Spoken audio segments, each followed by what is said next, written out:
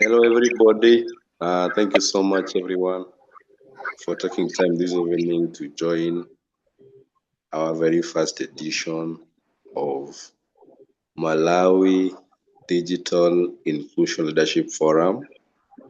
And for the very first time, I'm happy that we're going to be joined by different leaders in different spaces, from business sector, digital inclusion as a practitioner area. Actually, we also have some voices across the continent who's going to be joining us, but majorly we want to be in Malawi and look at how best we can contribute towards digital inclusion. So I know I'm going to be coming back to give my welcoming remarks, but I want just to greet each other from every part of the country or continent you're joining from. So I'll first start with Julie, because I think she was the first one who joined first. Yeah, I know Julie, please greet us. Tell us your name, your country, your location, where you are, and then what you're expecting from this special kind of session today. What are you expecting from this forum? I know you're a speaker, but you can just greet us. Please go ahead.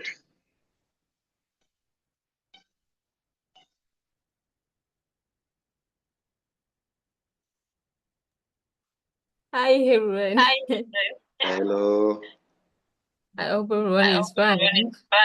Yes, yes. My yes. name is Juliana Sale from United Republic of Tanzania, and I'm digital inclusion advocate working with young people to build inclusive technology solutions.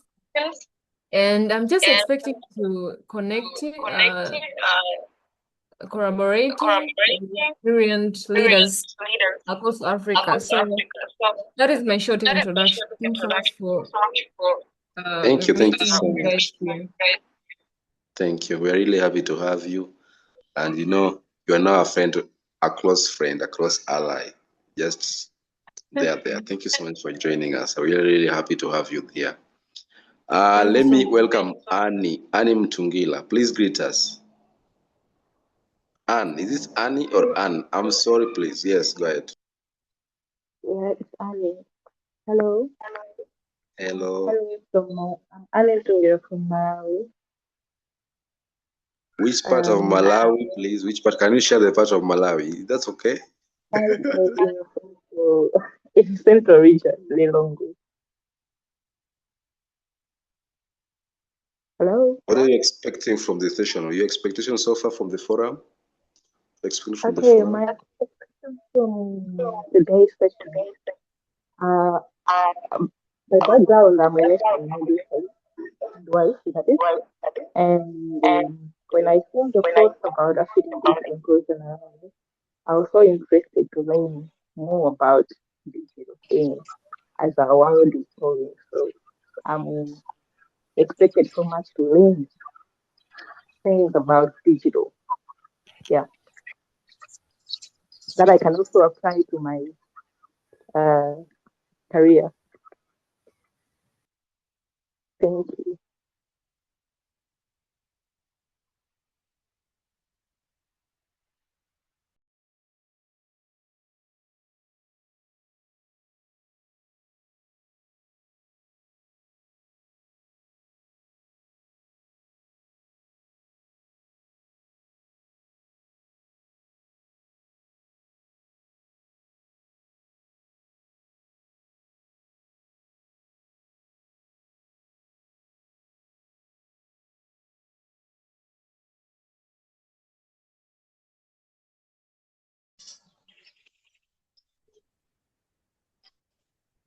Okay, thank you so much, Anne. I really appreciate that. Thank you. Really happy to have you, and we hope to see that this forum truly meets your expectation. Let me take the last greeting from my gentleman. Can you have any gentleman volunteer to greet us?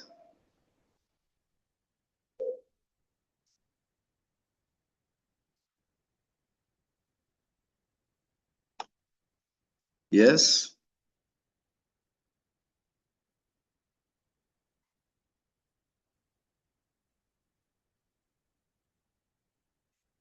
Any gentleman to volunteer to greet us? Let me pick. Raphael. Say hi. Hello. Hello. Yeah, in fact, thank you very much uh, giving me this chance at hi to the audience. I am Raphael, joining from Malawi, the central part of Malawi, in Kasungu district. Specific. I am into educational space. I anticipate connect with the who do more when it comes to Africa Digital Alliance, and happy to be in it. Thank you. Thank you. Thank you so much, Raphael. We are happy to have you. I know we've already, I think we met so in the past also other programs. Thank you so much. Should I take the last gentleman? Let me take Promise Kaunda.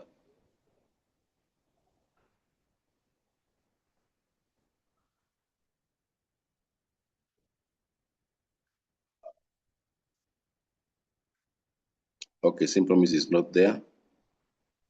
Okay, otherwise, before I hand over the session to our host, that is Mr. Bonwell, I want us to pray. We have to begin the session. It's very important for us to pray. As ADI, we believe in prayer, so please just pray. Father, we thank you for this day. We thank you for the chance to gather this evening in this session. May you help us to develop and to implement our programs in Malawi. Just may I pray. Amen. Okay. So it is my pleasure to welcome Mr. Bonwell, who is just going to give me back as I make the keynote address. Thank you. Mr. Bonwell, you're welcome. Yeah, thank you very much. Good afternoon, everyone, from wherever you are. Good afternoon. My name is Bono Auxilia. I'm the country director of African Digital Inclusion Alliance here in Malawi. And apart from that, I'm also your host today. Okay. It is an honor to be here with you today, and I want to officially welcome you all to this event, as we'll be having very important conversations, hence diving into matters of AI, matters of digital inclusion, and how we can create a sustaining development in Malawi. Today, dear listeners, as Mr. Victor has already said, we are joined by different practitioners, industry experts, and presenters who will be sharing their experiences and knowledge towards our theme today. So I would like to request that we should be very open-minded and ready to participate in the activities that will be taking place today. Just to give a bit of what we really are, Africa Digital Inclusion Alliance is a Pan-African driven organization that acts to overcome the digital divide by promoting and advancing digital equity for all through actions and projects and events, which depicts digital inclusion in an ecosystem approach. For now, let me call Mr. Victor. Hello, Victor. Hello, I'm getting you. Yes. Yeah, can you proceed with the keynote? Thank you. Thank you so much. Thank you so much, Mr. Bonwell. I also want to officially welcome everybody again as the Executive Director or the CEO of ADIA. ADIA actually based in Nairobi, Kenya. So Victor Tieno is from Kenya, in Nairobi.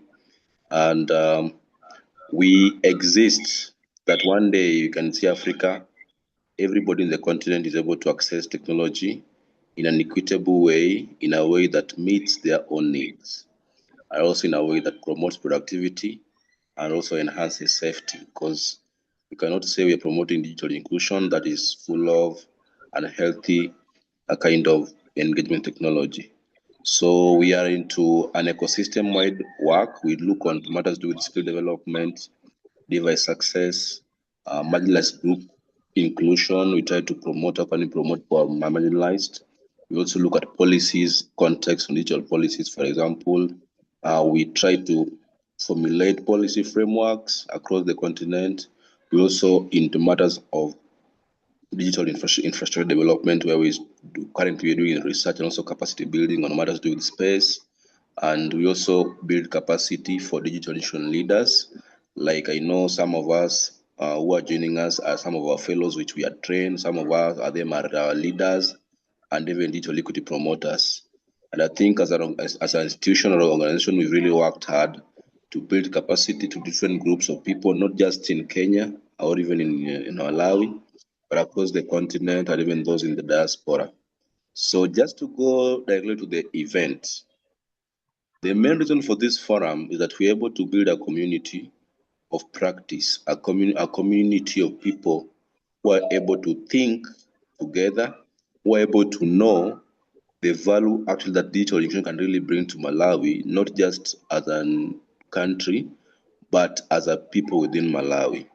So we are gathered here not as people who know much at what we need to do, but we need to gather today as people who are going to be building a strong community and a strong thought group that is going to be advancing the digital inclusion work in Malawi. And just to create the foundation of our theme today, our theme is categorically going to look at three things. One is going to look at artificial intelligence. Also going to be focusing on the matter to do with digital inclusion as it is. And we're going to be also be looking at sustainable development, not just as goals, but as a framework. So I want us to first understand what actually digital inclusion is as we're going to be heading to the panel session. So at Africa Digital Inclusion Alliance, we define digital inclusion as ability or activities where people are able to actually use technology, like where like technology is available for everybody, irrespective of any conditions around it. Somebody can be disabled, somebody can be a student, somebody can be a teacher, somebody can be a businessman, somebody can be a professional. Technology need to serve them in a way that they need it. So is where like tech is available for everybody, respective of what is it, the money, is it all that. So that is how we define digital inclusion, and we anchor our digital inclusion on close to 8 pillars, and the first pillar being the digital skill development. So we cannot say we're going to be promoting digital inclusion when there's no skills. Also, the second one is the device access. We also not be able to promote digital inclusion in a community setting without devices. So if you have the skills, you must also have the devices. Also, we also look at the matters to do with the internet access. At the moment you have a device, the moment you have a skill, it is necessary for you to have an internet access because it will connect you to a more wider community. It's like now you're having your phone here, you have the skill to navigate through the link and get to the meeting. That is a skill, then you have the device. And then you can have a skill but you don't have the device. Also can have the device and the skill, but there's no internet. So you're limited on the use. So we're also looking to matters to do with internet access. And then the fourth one is the technical support. That in any case today, your phone or your laptop or any technological tool you have breaks down, you need technical support in terms of software or hardware support. So technical support is the process of actually giving quality or more reliable support in the use of technological tools and services. So when we have skills, devices, internet and technical support, that is foundational for digital inclusion. But we go a bit more further and look at the fifth pillar, that is the marginalized group inclusion. People are marginalized, like people with disability, refugees, and even prisoners. These are people who are in our society, and the best way to accommodate them is when we define technology that can serve them, that can help them live a meaningful life. We always say that if somebody is a person with a disability, for that person, technology is not just a tool. For him, technology is a means of living, is a way of connecting to the real world and getting that personality to be expressed. So we have to know that. Then we also go deeper, also look at policies. That for policies to exist to promote digital inclusion, they must be evidence driven, they must be anchored on clear pathway of execution, and they also must be anchored on clarity that you are targeting, not that you are not just creating policy out of your brain as a policy practitioner, but you're actually engaging them, because for you to bring digital inclusion, policy must center people, it must be evidence driven, and it must be backed with clear action strategies. That today, if for example Malawi creates an AI strategy, if they create a strategy, they must also have a policy. If they have a policy, they must also have the timeline of execution so that we're able to get framework of keeping accountability measures and even the monitoring standards and the expected impact or output. So we are here so that digital inclusion, as much as we have the skills, the devices, the internet, the technical support, the marginalized group inclusion, policy will still play a big role in actually making sure that we are able to actually establish what we really want to establish. And then the seventh area is the multi-sectoral digital impact. I think even in this forum now, we are coming from different sectors. We're coming from agriculture, business, we're coming from the enterprising sector, we're coming from academia, we're coming from research, we're coming from manufacturing, we're coming from different sector. As we come this, we realize that digital inclusion, actually technology is now impacting almost every sector. And the best way you can reach people who are in other sectors when you go with a digital inclusion approach. That even somebody is a teacher, he will still need a device, an internet, and a skills. And you also need technical support. If somebody is a doctor, you will need the same. If somebody is a farmer, you will need a phone that is a device. You will need an internet that is an internet. You will need all that. So there's a way that is a multi-sector uh, uh, pillar or a multi-sector digital impact pillar that digital inclusion is able to impact all those areas. Then the last pillar of digital inclusion is now the digital infrastructure development. That as much as we are here in this forum talking about the digital inclusion, we must know that from the internet, the networks across the, like for example, we know that Malawi is landlocked, but we understand that they have to either use the port of Tanzania in getting, say, submarine cables to bring internet, more landlines, or even the internet exchange points that monitors the digital issue in Malawi. So infrastructure is as important as the skills. Because imagine having a phone and you don't have a network on it. Imagine having a laptop and you cannot have any database. So data centers will be important. Satellite technologies will be important. It will give us that picture. So if you look digital inclusion not just as a tool for the people who are marginalized, but as a tool that can be used for everybody, that is going to give us the first foundation in this forum.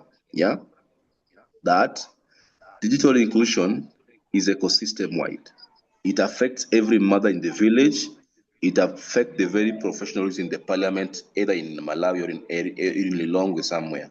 So it brings from the rural to the urban, from a person who is marginalized or a person with disability to a highly functioning person, or let me say that way, and to everybody.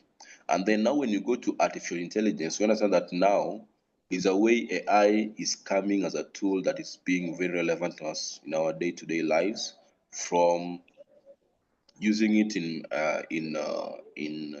offices to personal use where we're able to gather information from it, we generate information, training programs, all these, there's a way they influence our lives. And the best thing that can actually happen is that how can we make AI inclusive? And beyond that, how can it drive sustainable development? Because we are not going to be moved, we will not leave this forum.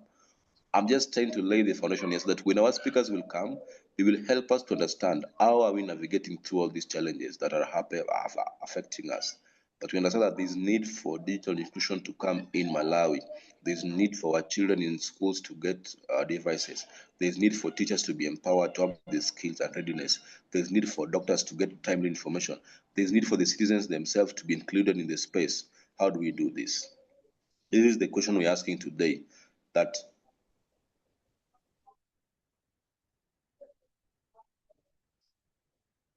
we are connecting AI, digital insurance, sustainable development. How do we bring all these factors and truly work towards a more inclusive Malawi? This is my big question. This is my big foundation. And are we ready for this discussion, please? That we're able to be the first people who are going to be having this forum and able to truly make the change we need to see. Because let me tell you something.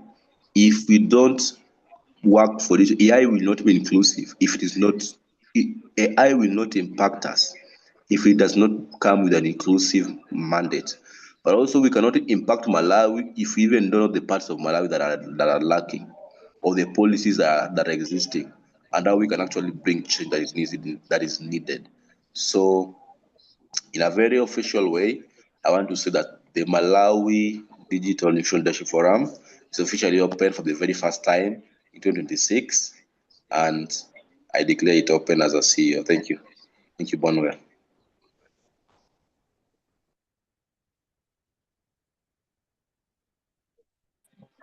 Okay, thank you very much, Victor. Um, Now we'll jump into our first session under the theme of advancing AI, amplifying digital inclusion, and sustaining development. In today's conversation, we come at a very important time for Malawi and the wider Africa. Digital technologies and artificial intelligence are rapidly transforming economies, societies, and governance systems across the world. However, the true value of this technology lies on not only in innovations, but how inclusive and sustainable their impact can be. So, this session aims to explore the key integration pathways that can advance digital inclusion through a strong national framework while maintaining a continental outlook. Our goal today is to reflect how Malawi can leverage AI and digital technologies to strengthen development, empower communities, and ensure that no one is left behind in the digital era. Okay, so I am honored to moderate this discussion, and I look forward to hearing valuable insights from our distinguished speakers. In this session, I'll be joined by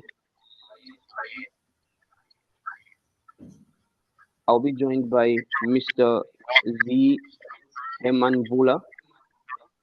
Apart from him, we also have Juliana Saya and Mr. Wiseman Nyondo. Mr. Wiseman Nyondo, are you available?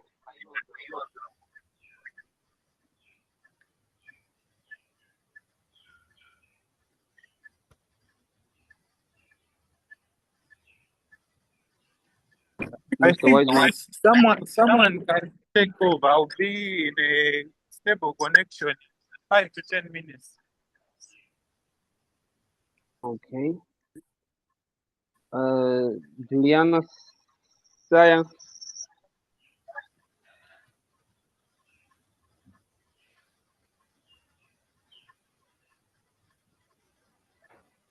Juliana.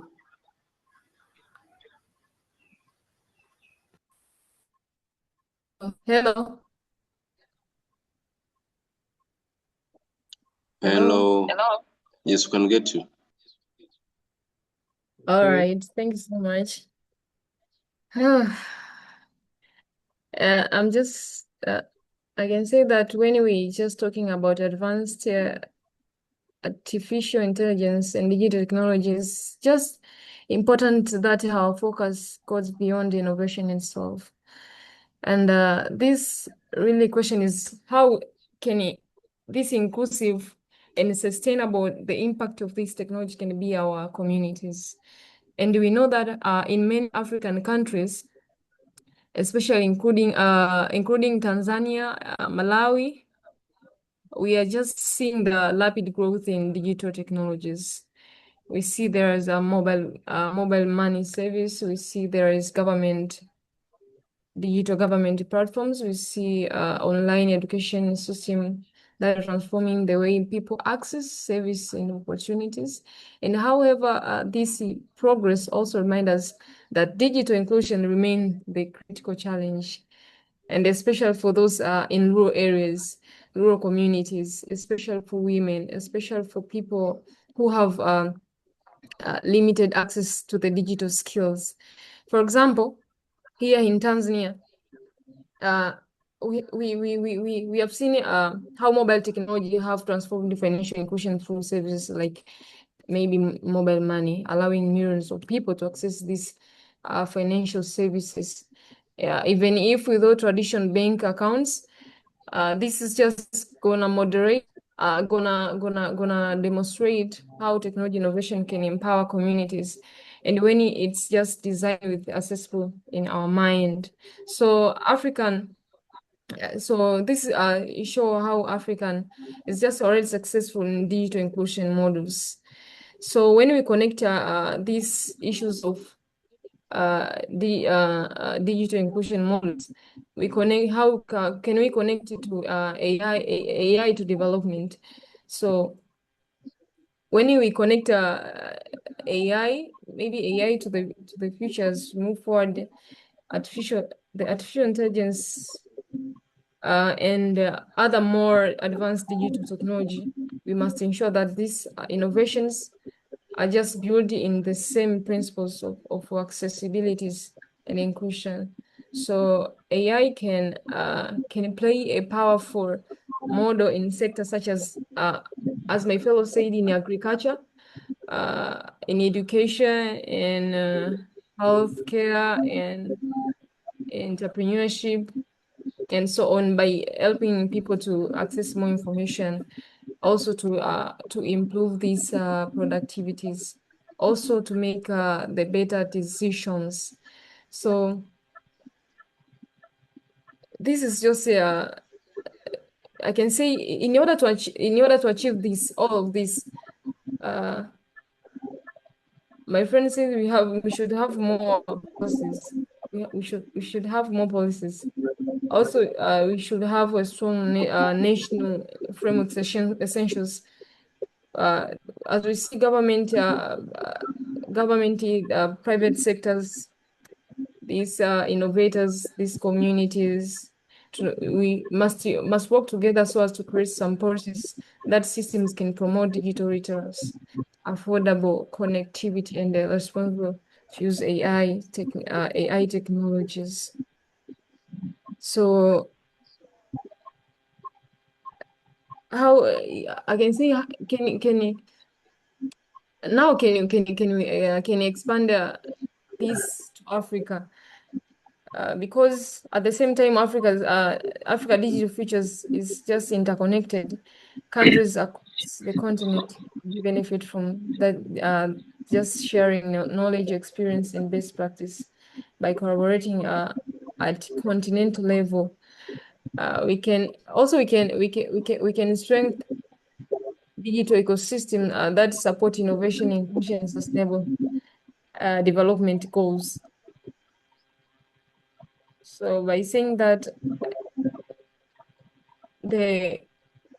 my conclusion is just saying like the goal of digital transformation is just not only about technological progress, but it's just human progress. We see by leveraging the AI and the digital technology responsibly and inclusively, we can empower our communities, we can strengthen our economies, and also we can ensure that no one is just left behind, especially in digital futures. So we have to make sure that we just doing as that to make sure that we empower our communities and ensure that no one is just left behind, including those with the disabilities. Thank you. Um, Thank you very much, Juliana, and thank you for those insightful reflections. Um, I would like to call upon the other speaker, Mr. Z Bula.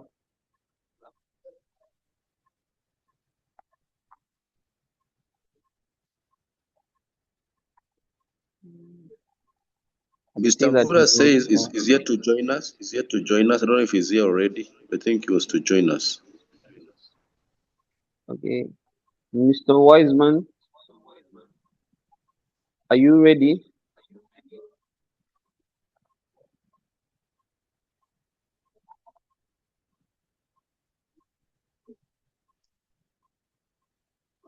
Okay, so Juliana, hello, Juliana.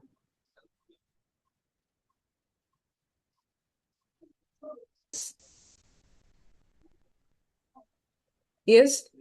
Hello. Yeah, so I did have Hello? a couple of questions. Since you're not from Malawi, but I think you can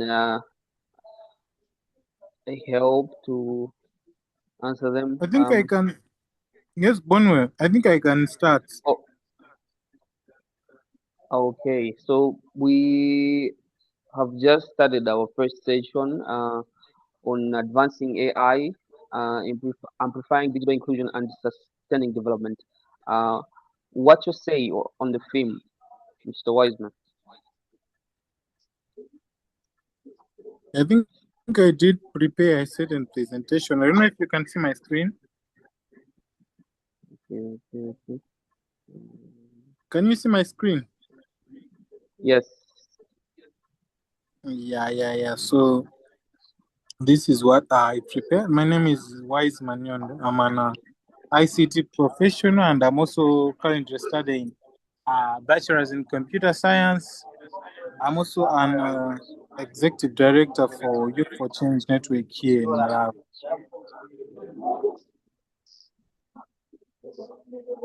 So yeah, digital inclusion means that everyone has equal access or opportunity to use digital technologies. But I don't know, my voice is echoing. I don't know what's happening.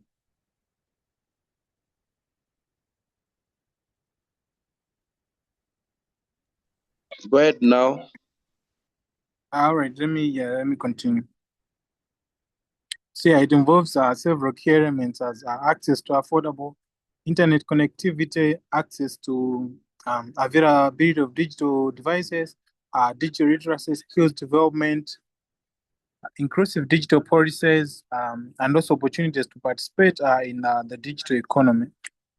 When these elements come together in technology, it becomes a powerful tool for development and empowerment.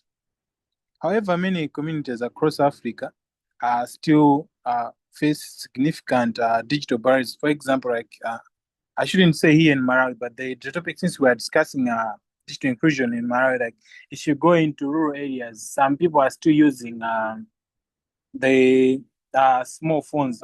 They don't have access to mobile phones. They don't have access to internet. So these are some of the challenges which people meet in this digital inclusion.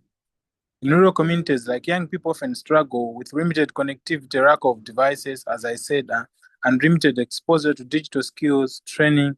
Women and girls also face challenges, even elderly people, accessing technology due to social and economic barriers.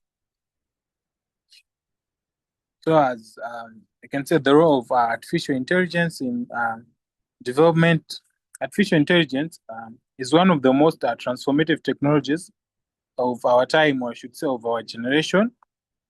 AI is already helping, as my friend said, who was presenting in the first that some people are from agriculture sector, healthcare sector, education sector, and many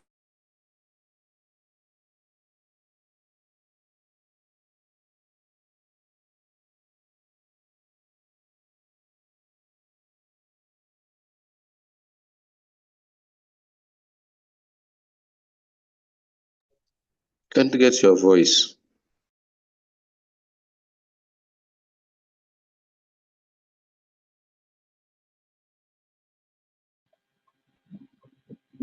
I Hello, don't know Wiseman. what happened, but I can't hear the voice. I can't hear the voice as well. I don't know what had happened.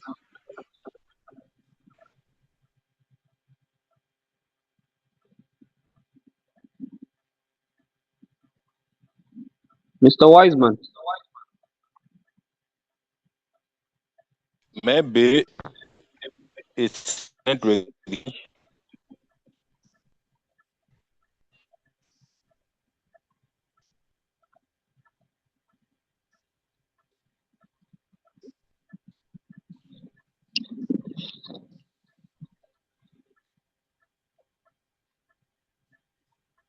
Hello. Are you Hello, we can hear you now. okay?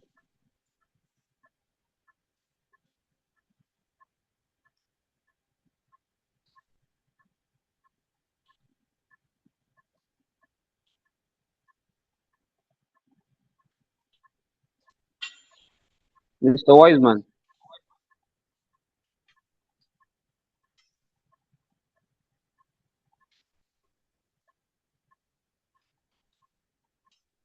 Maybe something has happened. Yeah. Okay. Are you Mr. Z? Myself. Yes. No, this is Mapundi Hastings. Okay. Mr. Mabunda, I know you also have another station, but Yes. what's your take on the film? Yeah, I think Advancing. yes. Is this Bonio? Yes.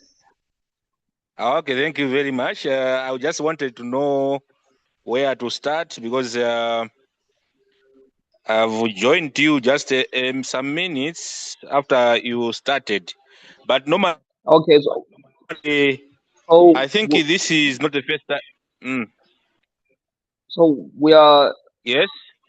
on our first session under the theme of Yes. advancing AI, amplifying digital inclusion, and sustaining development here in Malawi. So I wanted.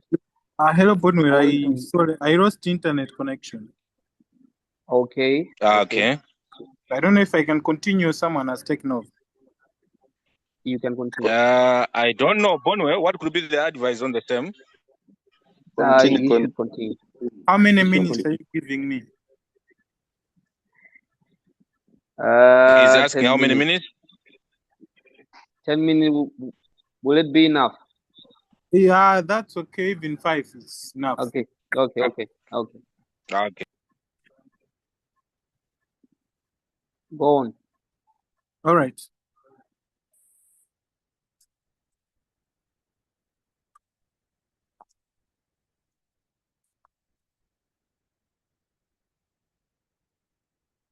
Yeah, so I'll continue with the point number 3, pathway to digital inclusion.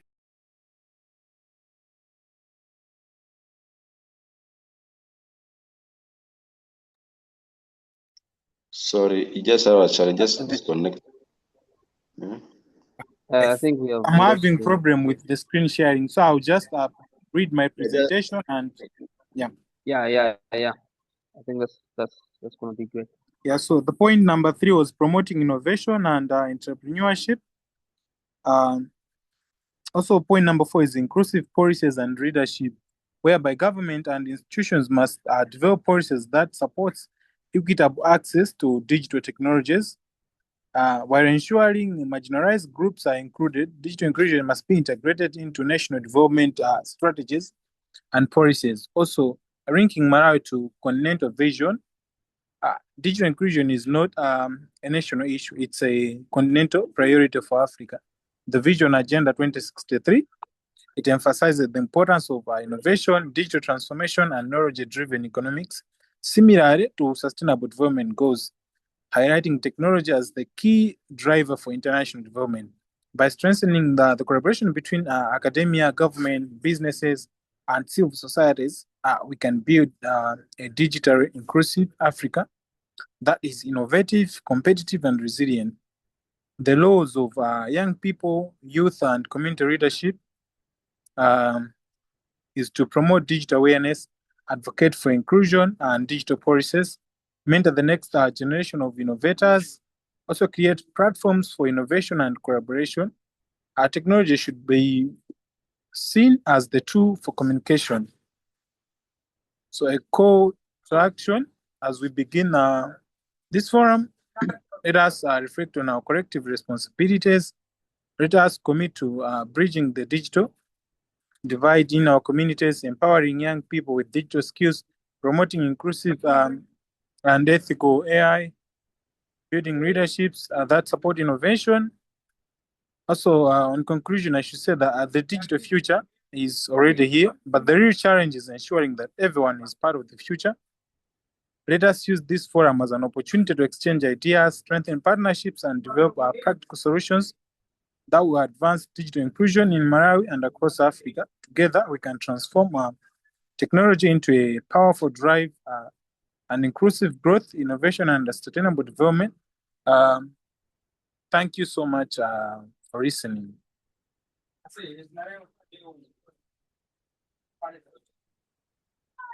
I think I'm done. I just did with the time frame.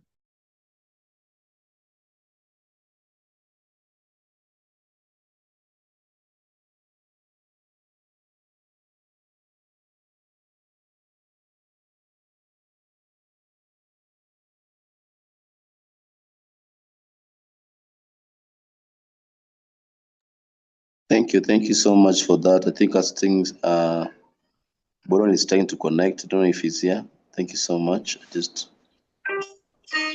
Yes, I'm here. Sorry.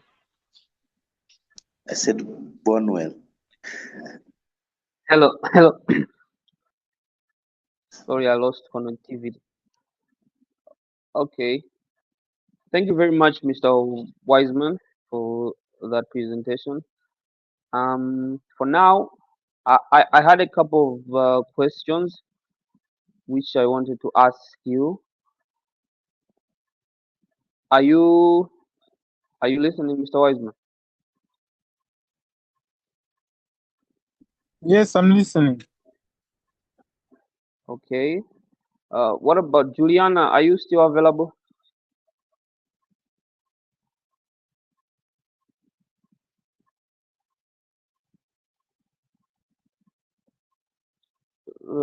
Juliana? Yes, I'm here. I'm here. Okay, so okay, thank you very much.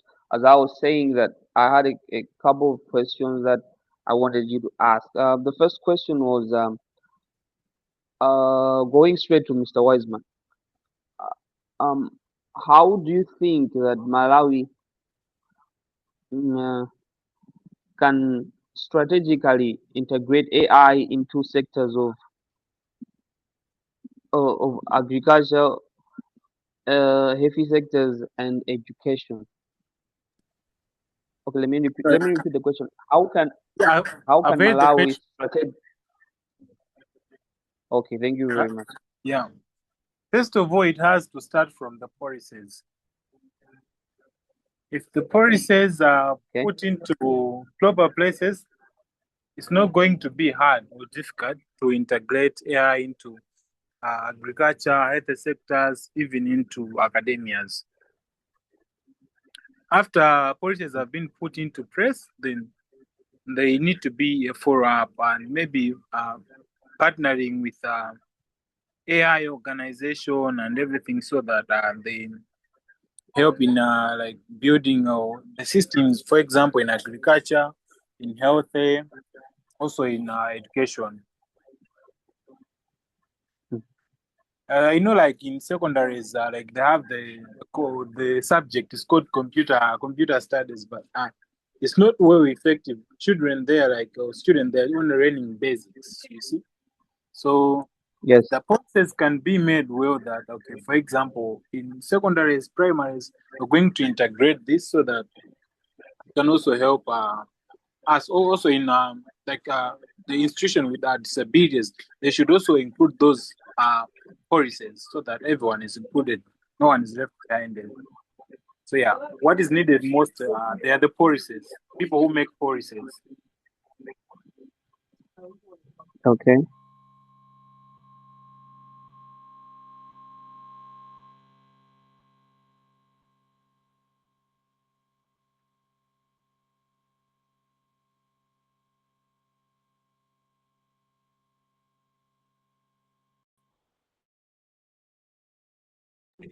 Bonue, did I answer your question? Maybe you have another question.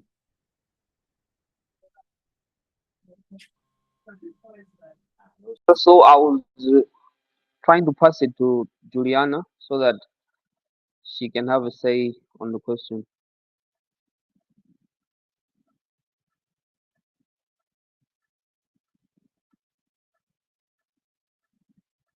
Juliana?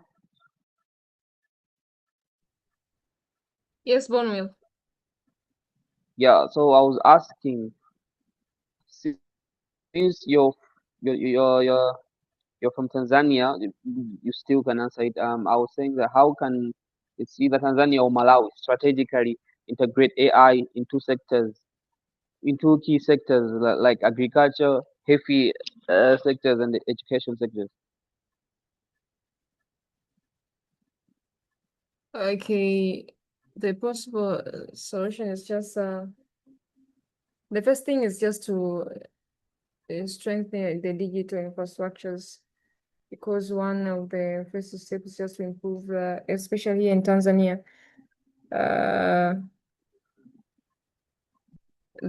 it's just improving the sorry, can you please to ask the same question? Sorry. I should repeat the question. Yeah. Okay, so I was asking, how can Malawi or Tanzania strategically integrate AI into key sectors, as in agriculture, heavy sectors, and education sectors? All right. Thank you so much. Oh. What? Thanks so much for this. Thanks so much for this question, because you said in categorizing into different sectors. I'm starting with this education. In education, the first thing is just to AI should be powered personalized learning, because tools can be can adapt lessons for, maybe for example, me, I'm just working with this AI and stuff like that. So in these tools can be adapt lesson, especially for these students based on their learning pace or styles.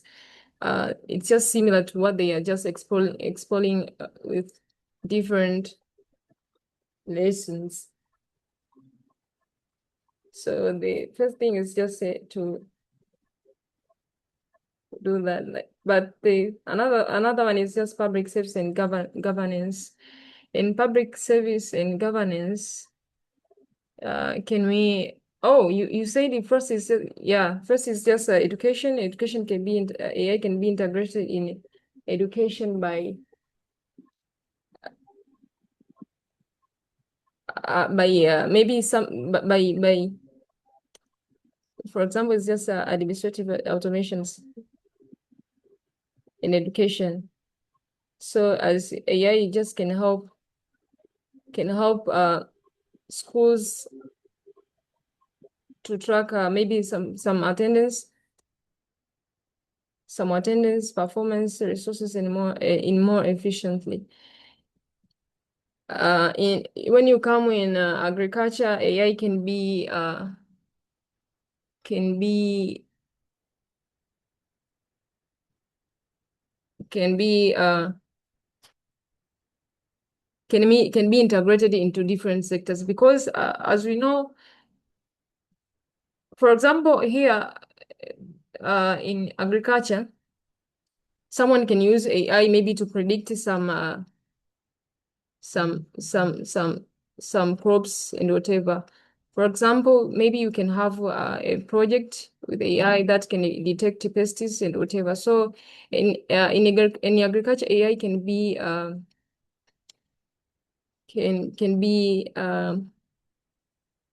what can be integrated with that in that issues. So, but when you come in health sector, also AI can be integrated by, for example, we can have different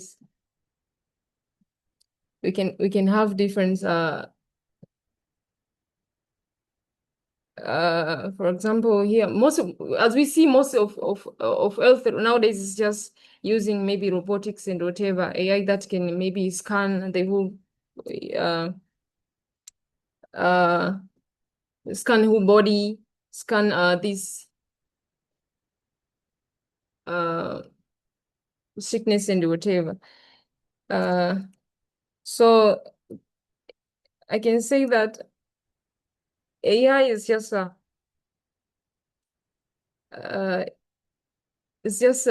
good thing because it just help, as I said, it just help for different aspects. As I said, in education can help maybe some students to, as you know, nowadays we have ChatGPT, we have Gemini, we have Meta and whatever. So this is just help us to adapt to learning platforms, and it's just analyzing maybe some students maybe to perform in real life projects, in real life lessons, in real life issues like that. So also I said in health, I said it's just used also for this disease diagnosis, as I said, for detection. As we see, there are some CT scans, X-rays, and whatever. I think you know that always you go there or you had that. So this is just a power of AI. And also, as I said, in agriculture, as I said, it's just it's just integrated because we have, as I said, in different aspects, as I said, in detective, maybe in just we have, yes, I remember that we have nowadays drones, especially here in Tanzania. We have some drones where some farmers they just use for irrigation. Yeah, in irrigation systems. So AI is just it's just power. It have a power to be, especially here in Tanzania, also in Malawi. So AI can be integrated with that angles. Thanks so much.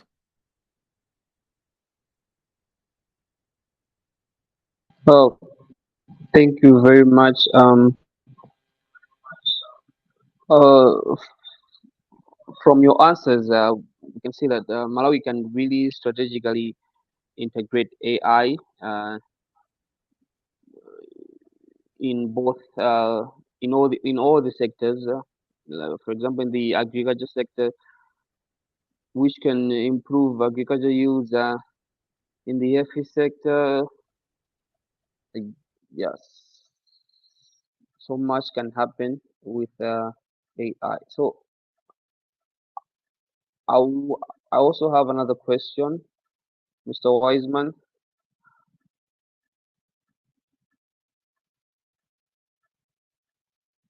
Hello, Mr. Wiseman.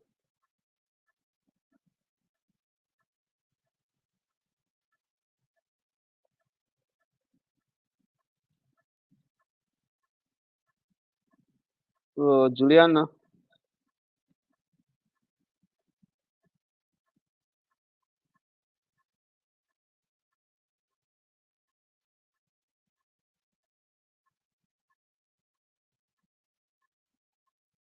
You said we can ask some questions.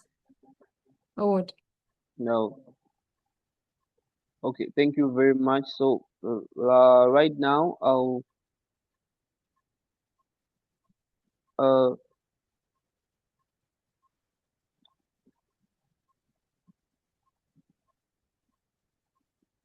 okay. Okay, now I'll finish. So I would like to thank the panel for joining us. I would like to thank the panel for joining us. So as we conclude this pre-night session, I would like to thank all you for listening attentively and engaging in this important conversation. What has clearly emerged from today's discussion is that advancing AI and digital technology must go hand in hand with inclusion and sustainability. Uh, for Malawi, the path forward will require strong collaboration between government, private sectors, academia, and development partners. By strengthening the what we call the digital infrastructure, promoting digital skills, and supporting innovations, Malawi can position itself to benefit from the growing digital economy across Africa. Uh, let's let today's discussion be a step toward building a more inclusive, innovative, and a sustainable digital future. Uh, thank you very much. For now, let me call upon uh, Jacqueline or Victor. You can take over. Oh, okay. Thank you. Thank you so much, Onward. Bonwell. Actually, let me say something.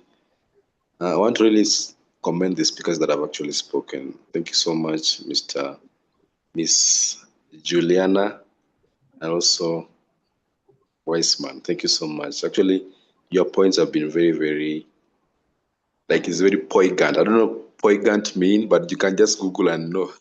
For those who don't know the meaning of poignant, actually they're really poignant to me because I feel like you don't just talk about digital inclusion the way normal people always talk about digital inclusion.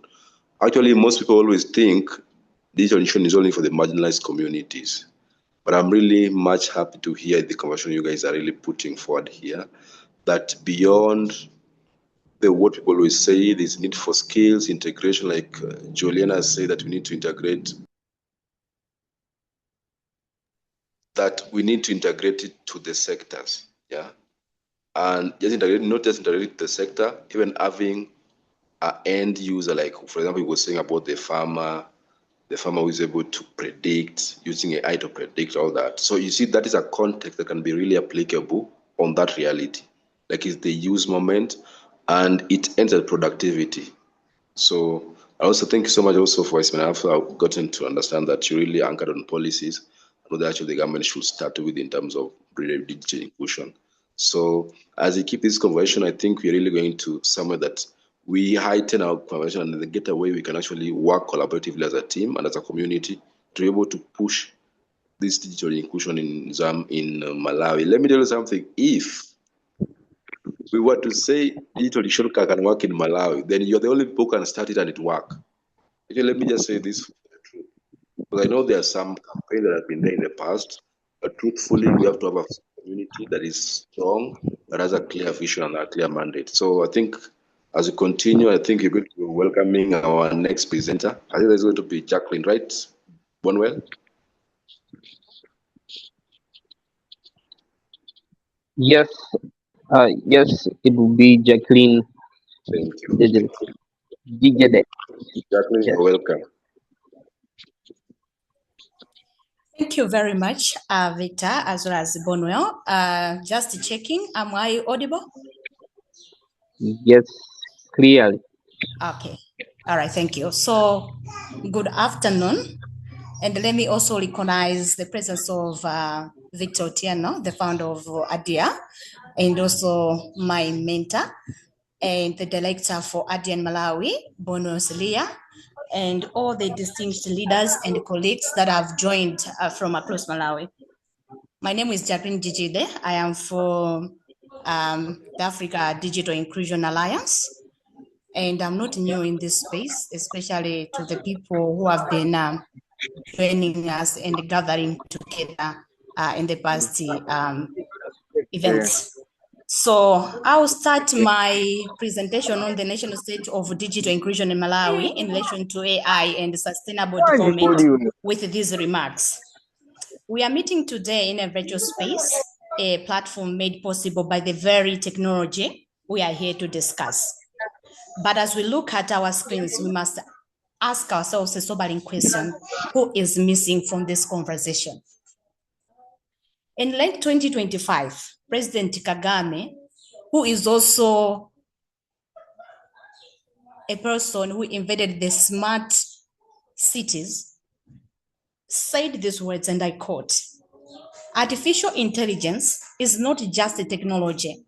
It is an opportunity to rethink development through our own talent and our own realities. We must make it work for us, ensuring it narrows the gap rather than widening the divide." That's the end of the quote. Leaders, in early 2026, Malawi stands at a crossroads. We have the Vision 2063, we have the ambition, and we have the talent.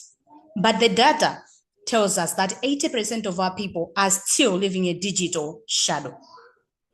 In the age of artificial intelligence, to be offline is to be invisible. If a farmer in a rural village cannot connect, he cannot access the AI tools that predict weather or detect crop disease. If a student at UNIMA is disconnected, she's locked out of the world's greatest library. So digital inclusion is no longer a tech issue, rather, it's a leadership mandate. Over the next 15 minutes, I will show you that AI is not a threat to Malawi, but our greatest engine for leapfrogging poverty. However, that engine only runs if everyone is on board. So with that remarks, I would love to introduce you to what digital inclusion is all about. So digital inclusion is the process of ensuring that every citizen, regardless of location or regardless of income. Oh, sorry, I think I've lost my presentation.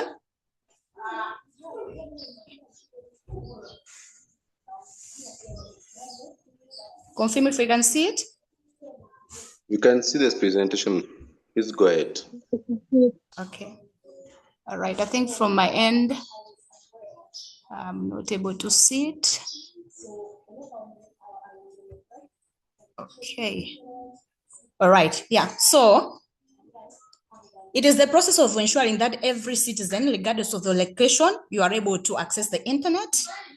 You also have the affordable devices and the skills to use them. So there is the connection between digital inclusion as well as the AI, because when we talk about inclusion, it means we are talking about artificial intelligence in shadow, because digital inclusion is the engine for artificial intelligence. So without having the people training the AI with their data, it means no users can benefit from its solution. So the national vision that we have as Malawians is that we want to have a transformation and aiming to turn Malawi into a self-reliant, digitally driven middle-income nation. You can concur with me if you have gone through the Malawi Vision 2063, that indeed we want to have a self-reliant and a digitally driven income country. So in terms of like the numbers, how are the numbers looking for 2026 in terms of like digital inclusion? So in Malawi, according to the metrics that I found on the data report insights for 2026, it is projecting that internet penetration is having 18 to 27% of the population who are connected, while leaving a significant portion or those who are not disconnected, which means when we take 18, we are having about 80% or 73% of people who are not disconnected. In terms of connectivity itself, we have about 14.1 million mobile connections, which is about 63% of population, that are showing that mobile phones are our most powerful tool for inclusion. So in terms of connectivity, at least 63%, they know how they can use the mobile phones as their powerful tool for inclusion.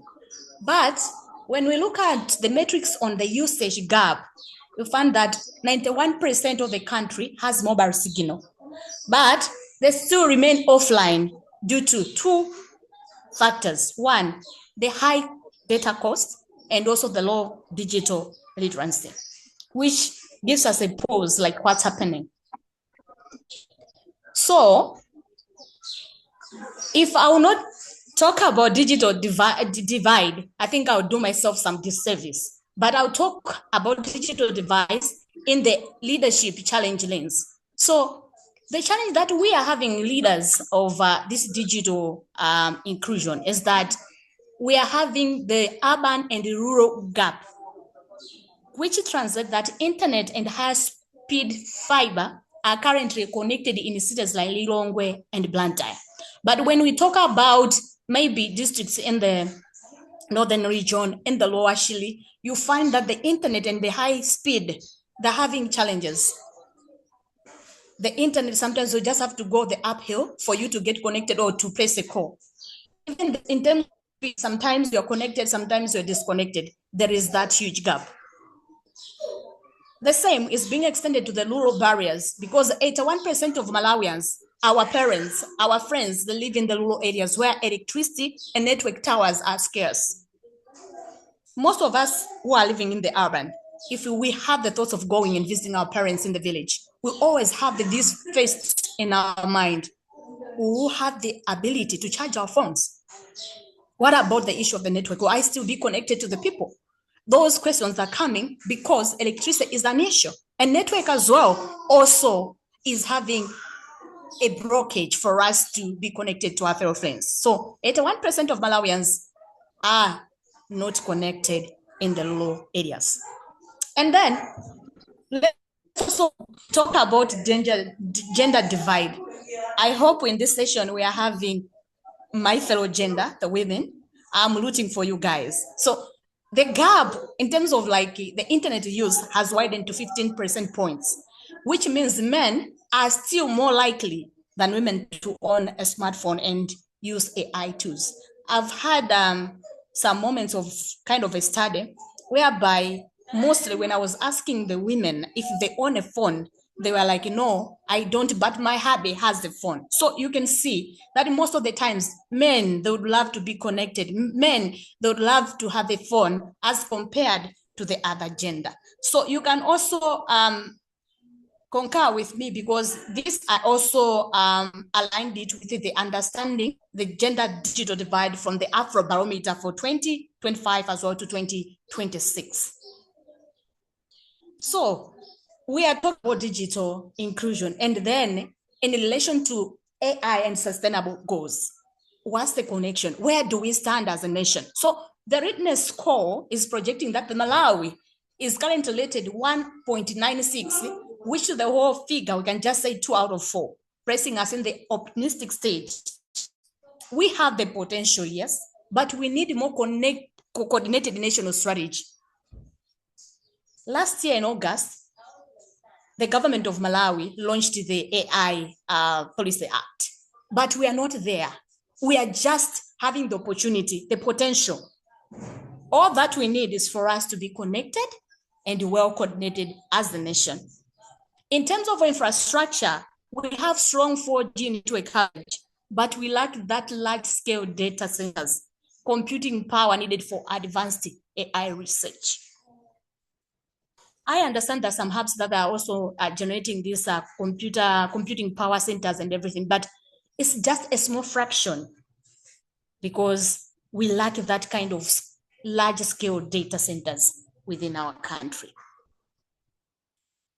Now, let's look at AI as a catalyst for sustainable development. How is AI being a catalyst? These are the questions that when I was having this paper also popped in my mind. So first of all, let's talk about agriculture.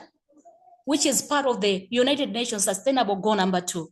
So here in Malawi, I'm so glad to say we have the Ulangi's AI chatbot, which we use it on WhatsApp to give farmers instant Chichewa language advice on crops and weather. We all know climate change and how it has dominated our farming seasons over the years. So we have Ulangis, which means we are embedding AI into our WhatsApp so that that AI can give us the Chichewa language advice in terms of like what's coming on and as well as the crops that we are to grow. We also have the aspect of climate as Sustainable Development Goal number 13. Malawi, I'm so glad that last year in November, during the COP30, we were able to be the very first country to launch AI-verified Paris Agreement platform, which tracks carbon credits and climate data with high transparency, which means AI is really supporting us as a catalyst for sustainable development. We can talk more about the issue of digital ID. Now we have the digital IDs, the national IDs, which we can use whether we are going to access the social cash transfer. We just projected cards and they scan the barcode, they found other information. We can go to the banks, they use those digital IDs within the system, which means AI is indeed supporting us in the areas of sustainable development. Now, having said all, we also have to face the reality about the key barriers to AI and inclusion. Yes, we have given those, good things in quotes, but we also have some bottlenecks. So firstly, I will talk about the affordability. Lately in Malawi, we have seen the data tariffs. They have been hiked way too much. Even the handset prices, it's not affordable for a poor Malawian, even an average income kind of a household. If at all we are able to access these data bundles, maybe we can just buy it for a day, for a week, but we cannot manage consistently to buy data tariffs for the whole month. Even the phones that we use, sometimes we call them the most walleos, those, maybe pre-loved phones, the phones that have already been used. That's what we're good at because of its affordability. We cannot afford to go and pay a brand new phone. Another bottleneck is about electricity. In rural areas, yes, even in the urban areas, there is a lack of reliable power, which makes it difficult to maintain the devices and towers needed for AI connectivity. Yes, we are talking about AI. AI is here to stay. AI is a new trend, but electricity also powers those computing centers. It also powers the data. It also powers people to get connected. But in the rural areas and in the urban areas, we are lacking that power. I'll give you a very good example. When I was preparing this expert presentation, for 5 days, I've been staying in the dark. Why? Power was disconnected. So it's an issue, not just in the urban, but mostly in the rural areas, because most people do not love to go and invest in those infrastructures. So it's an issue to AI and inclusion. And in terms of skills, 65% of population has basic digital literacy. So if they're having the basics of digital literacy, what more about AI specific skills? It means they're rare. So these are the issues that are very critical on the national state of digital inclusion. Digital literacy, as a skill, we only have 62%. In terms of regulation, we also need clear laws on data privacy. Yes, a lot of people are on social media, they're using the internet, but do they really know their rights to data privacy or how they can be responsible in using AI to protect themselves? So these are the things that are barriers to AI and inclusion.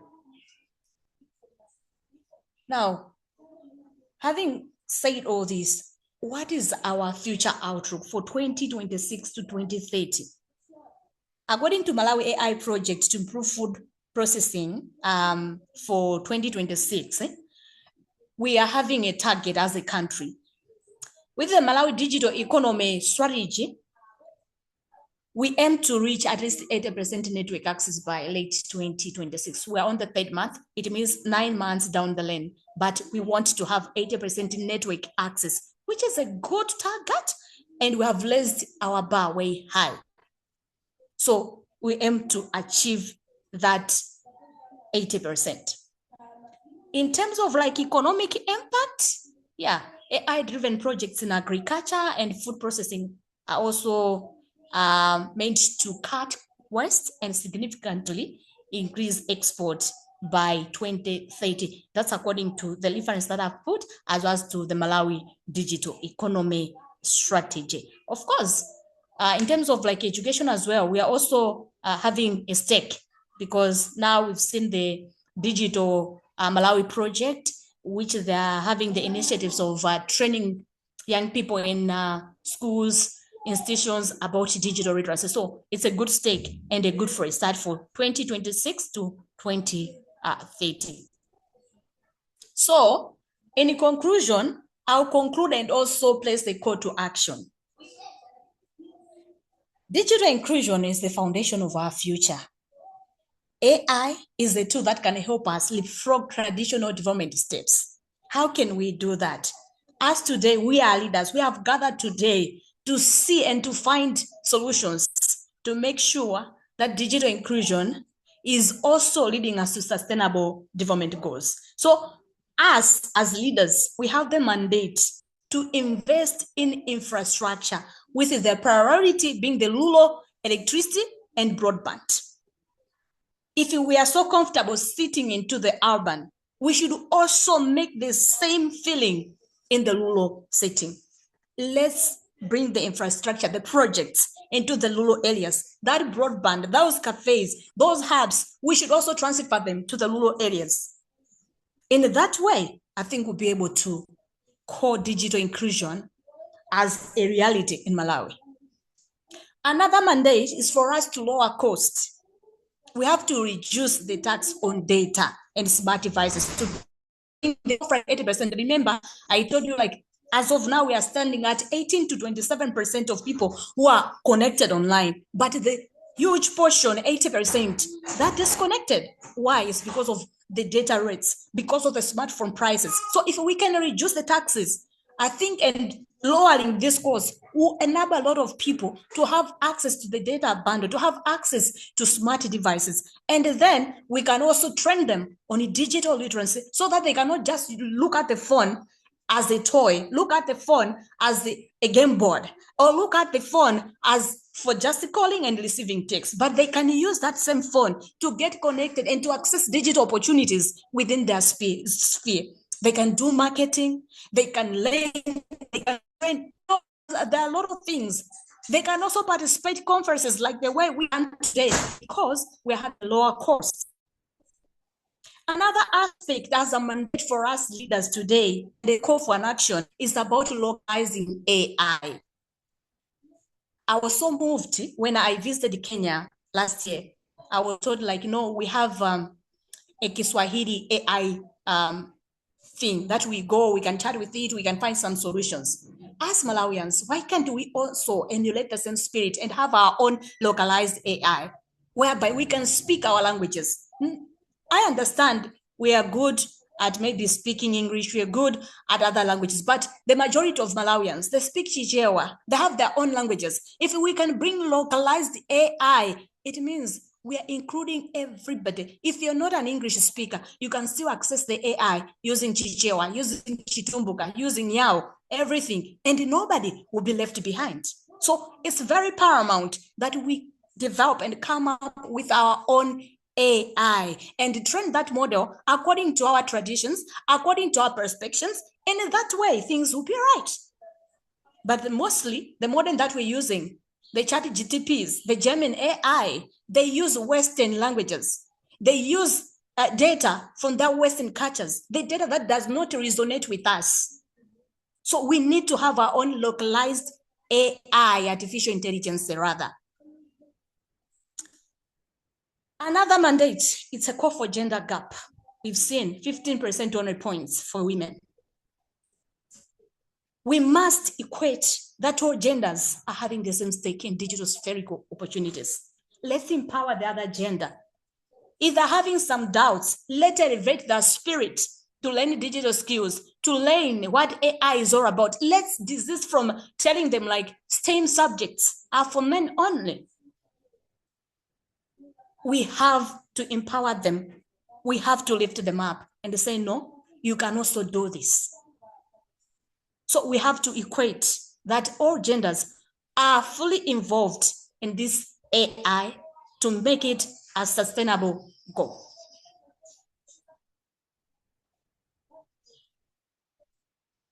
As I conclude, we generated a quote from Gemini AI because we're talking about AI. So it says, in the age of artificial intelligence, our greatest intelligence will be measured by our ability to ensure that the farmer in a remote village in Nzimba has the same digital opportunity as the entrepreneur in Lilongwe. We must not build a future for the few, we must code a future for all. With that being said, I thank you all for paying attention to this expert paper presentation and for also chipping in while I was presenting. Thank you so much.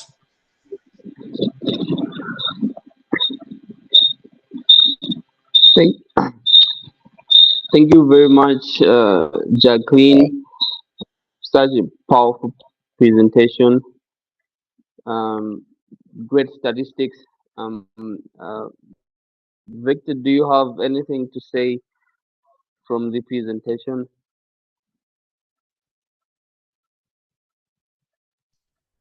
Okay, mine is to say thank you to Jacqueline. I think she really did a very powerful presentation. Actually, if you followed through, you can truly realize that he captured almost all the essentials of what to really mean by what digital inclusion is.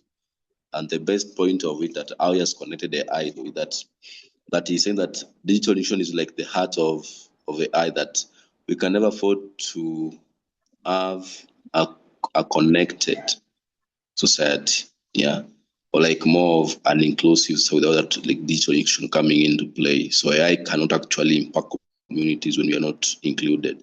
So which means AI is the foundation. And thank you so much, Jacqueline. You always do it better. Yeah, thank you so much. And I'm happy that you're really growing every day, and I'm seeing your work is really inspiring. No, not just at DI, but also the communities that you work with and the entire community across the country. Yeah, so thank you so much. Really powerful presentation. And I think if you have any question for Jacqueline, please feel free to touch it on the chat box as we push digital inclusion beyond and beyond. Thank you. Thank you so much. Okay. So we go next to the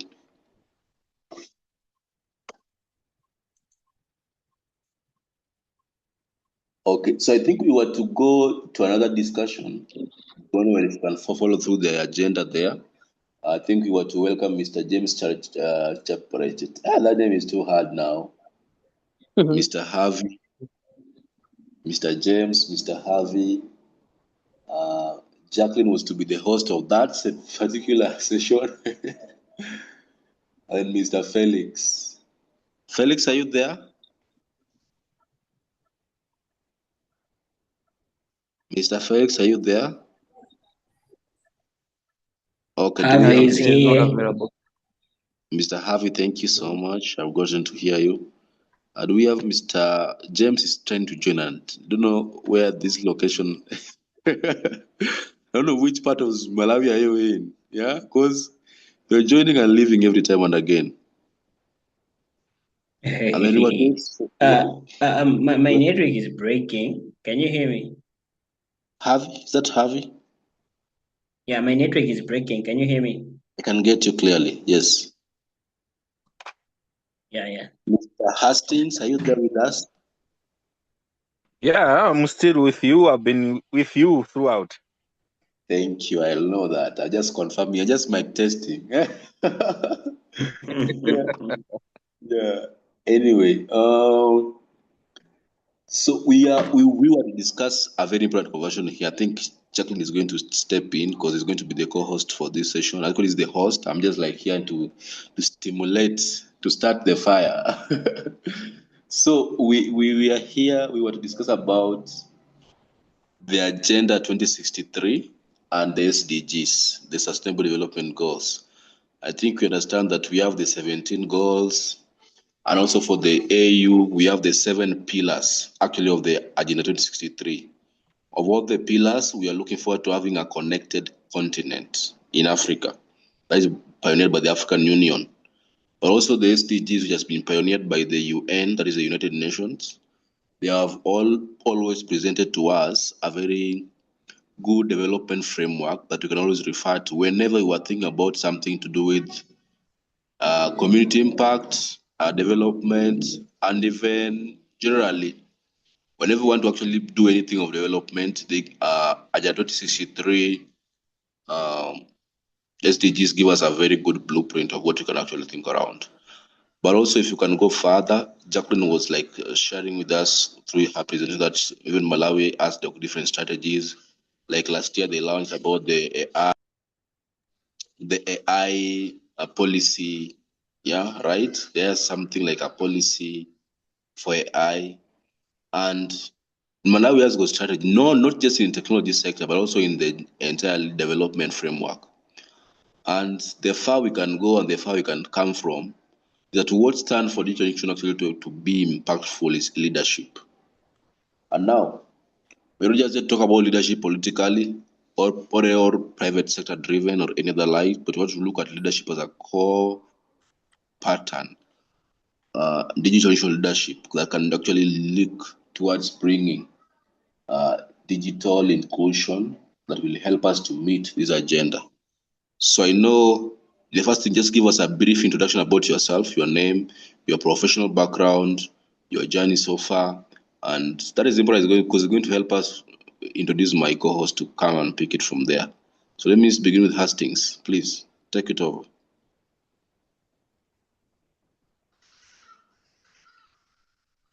Thank you very much. This is Hastings Beeswick Mapundi. That's my full name, agriculture expert. I'm very excited because just shortly we had a meeting in Iteke on the same issue topic which we are discussing here, and we have been injecting our input on the same for now. It should be 2 years down, if I recall, when we started talking about the African Digital Inclusion Alliance. Now we are talking about advancing and amplifying digital inclusion and sustaining development. Especially, I always have been talking in agriculture sector because I have I have a vast amount of experience in agriculture, working as an extension worker, then working as a director in some few organizations. Here we are. But today, my presentation today might be different from what we have had because from the 3 presentations which we have had, if I'm right, it should be 2 presentations which we have had. It appears that Jacqueline and the first presenter have touched almost very critical areas, which it might sound not good if I'll go through the same what has already been highlighted. But maybe because of what I've said, I might change now into a question which we would like to answer. This question is beyond rhetoric now. If we look at our policies, they are there in Agenda 2063. If you go through that one, if you had time to read them, you find that whatever we're discussing, they are there already. But the question which we have to ask beyond the rhetoric is, whose responsibility is that at the end of the day, we should see whatever we're talking into practical? Because you can agree with me, most of countries in Africa, Malawi now we are talking about 61 years, Zambia, for example, about 63 years, Uganda about 63 years of independence. That is what I'm trying to say. The idea which have been emphasizing that when we got this independent is that we must be able to feed ourselves as a continent, I'll talk it on the continent basis. We have to feed ourselves as a continent. But now, my colleague there, Jacqueline, was giving him like metric in terms of percentages, like who are using internet, for example, in the town versus those who are living in the rural area. We was citing maybe some percent, like 18%. I still feel that the figures are too huge in terms of how are we trying to adopt this from from analog to digital space. I'll give you a very good example, just to fast to my point. We had elections in Malawi just it should be a year now, where the MEC, which is the body which handle the elections, said they are going to use the modified technology to for the whole process of elections. I could see people who are doctors, people who have maybe have gone far with their education, like masters, trying to oppose that. No, we can't use digital. You want to steal from us. So it means they were preferring to go into the old model where digital shouldn't be included in that space. So you see now, apart from being maybe, for example, in agriculture, being precise in agriculture, where we analyze data from various sources like satellites, imagery, soil sensors, and weather forecast to optimize what farming practices. You still have gaps which are there, despite the having of access to resources, for example, as one of the outstanding factor. By ensuring farmers to have they're having digital access, digital tools, for example, and internet, which is very essential, but it's still we're talking of issue to do with the data-driven decisions. All these, like improving supply chains, all these things are there. But the question remains, whose responsibility is that one? So to answer maybe the question of AI, apart from the policy, apart from the trainings, apart from the resource, tools, whatever we may talk, I still feel that in medicine, I'm talking of medicine because I did veterinary. In medicine, we say we cannot provide the medication of any disease if you don't know it's therapeutic, or we cannot provide any treatment to any disease whose cause is not known. The cause begins where our mindset is failing to accept that we are moving into digital space. Again, I might give a living example.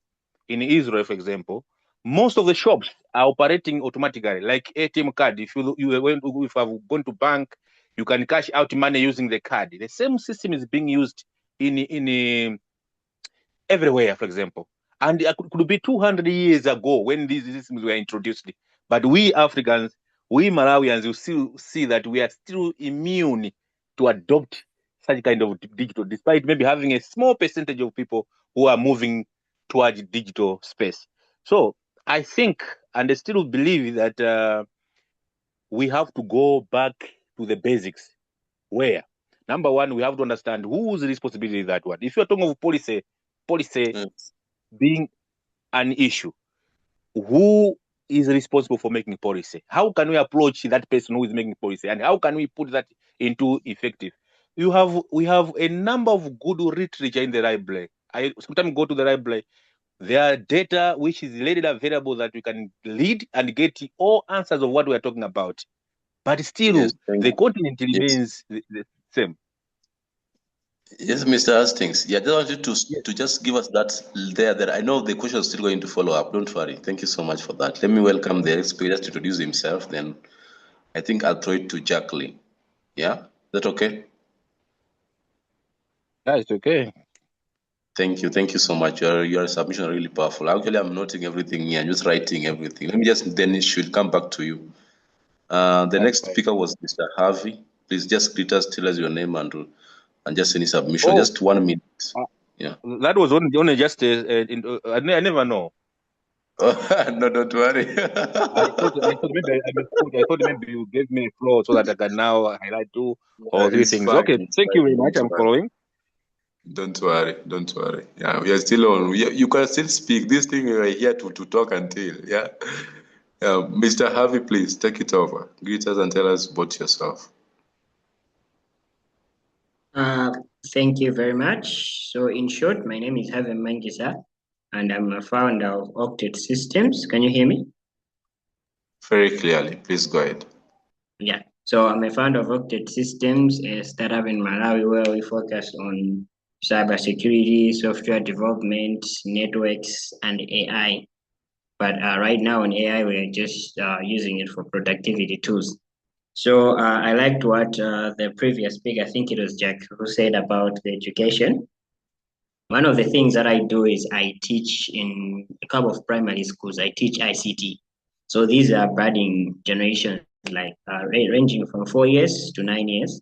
And then you can see how AI really helps to what to bring to bring the lessons to their age so that they should understand without having to get to get overwhelmed by the knowledge.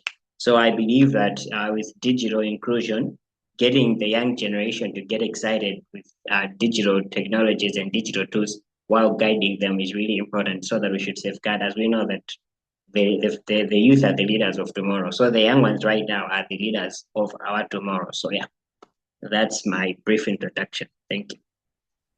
Thank you. Thank you so much. Thank you. Let me welcome Mr. Felix Charpret James. This name is too difficult from my Kenyan mouth. Yeah.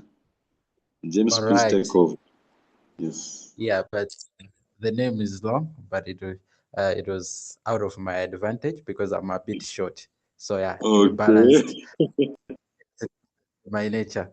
My name is James Chaplepetenga, the founder of Extreme Digital Creations, and currently we have expanded our service provision to our clients from just a branding company to a company that is focusing on digital technology across Africa. And also, not only that, we have also been operating through our corporate social responsibility interventions to connect the rural areas to the urban areas through digital technologies. So that is what we are focusing at the moment. And also, apart from that, I'm also a tech entrepreneur. So I'm super excited to be here and also to share with you what I know and I've been learning over the years.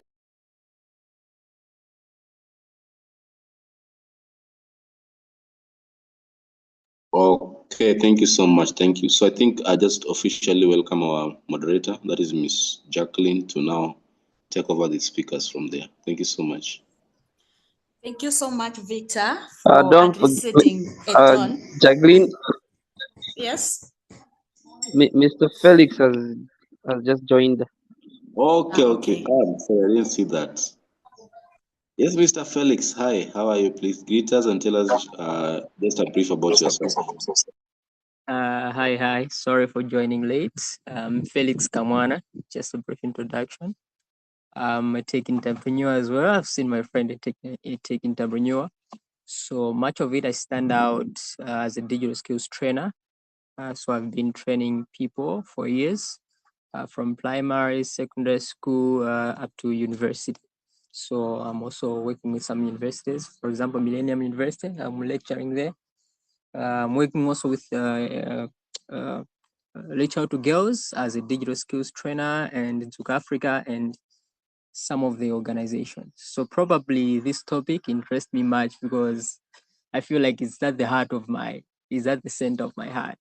So basically that's what I do. I also own a company named by the name CompuHub Tech Enterprise, where we are currently doing supply of electronic equipment or computers and accessories, all of that. And also we have extended to digital skills trainings and all that. So briefly, that is about me, and I'm excited to be part of this winning team. Thank you very much. Wow, thank you. Thank you. That's really amazing. Truly, truly powerful. You say it's the center of your heart. Truly, I see. Thank you. Jacqueline, please take over. All right. So thank you so much, Victor, for setting that powerful tone and welcoming our panelists for today. So once again, let me welcome you all to our discussion. Today, we'll touch more about what makes digital inclusion leadership important towards achieving Agenda 2063 and sustainable development goals. So today, we are living in a digital world where technology is changing how we learn, work, and do business. However, not everyone has equal access to the internet, even digital skills and digital tools. Many people in Malawi, because today this is the forum for us Malawians. So many people in Malawi, especially those in the rural areas, women, youth, and people with disabilities are still left behind. This is why this forum, the digital inclusion leadership, is very important. Good leadership helps ensure that technology reaches everyone and that no one is left behind. When leaders like today, the way we have gathered, promote digital inclusion, they're able to create opportunities for education, innovation, jobs, as well as economic growth. Africa has a clear vision, so is Malawi. So is Malawi, which aims to build a prosperous and developed nation driven by its people. You and me, these are the people. At the same time, we have the world working towards the Sustainable Development Goals by the UN, which much focus is on ending poverty, improving education, and protecting the environment, as well as the promotion of equality. So digital inclusion can help us achieve many of these goals, but this will only happen if leaders, governments, organizations, and communities work together. Today, I'm so glad that I will not be alone in this discussion, but I have seen a diverse of people, experts that have joined us. We have Felix, we have Harvey, we have James, and we also have me discussing on this critical topic. I am Jacqueline Tijile, and I'll take you through this discussion. And before I can start with the questions, I would love to give each panelist an opportunity to share with us like what makes digital inclusion leadership important towards the sustainable development goals. So I'll give each panelist 3 minutes to present, and from there I'll take over with questions. So let me welcome Mr. Felix to share with us on what he thinks digital inclusion leadership is important towards sustainable development goals. Mr. Felix, you have the podium. Oh, thank you very much. So mine isn't very long. So I think that digital inclusion is very important for Malawians specifically, because I believe that we're not talking about digital technologies, AI, and all that. It's what Malawi needs to develop, if we can be honest. I'll give a very life experience. I'm a kind of a person where I've grown in a ghetto setup, I would say. Yeah, in a ghetto setup. And going to college, I can say transiting from primary school to secondary school up to college, I've met a diverse of people. To say, who doesn't really know computer? For example, I can say I've grown from a ghetto setup, and then someone was learning at Bambino, St. Andrews and all that. So from their institutions, they've had computer lessons all along from primary school to secondary school. And you're looking at someone who is, you're meeting in the same class with someone who has been learning computer studies all along from primary, secondary to university. And someone who has just found computer or he's on a computer or was being taught, he's starting to be taught about computers in secondary school or in college. Now you find these people have the same space. For example, they're taking the same program in university. So it has been a challenge for us to merge together, because you find that someone is already on a high stake, and you're just following, but the delivery is the same. So I believe that digital inclusion should include us all in an aspect to say it should start from a ground root. it's very easy for this generation that we have nowadays, where kids can play with smartphones. They're able to log in into Google. They're able to search cartoons and all that on Netflix, probably on YouTube and all that. So I think if we take this digital inclusion from a very tender age and we grow as we grow and we're growing with it, I think we'll make a big and a greater generation to say all of us will be able to engage at an equal stage when it comes to digital and technology and all this digital inclusion. So I think that's what I can give as a heads up or as an intro brief to this take. Wow, beautiful.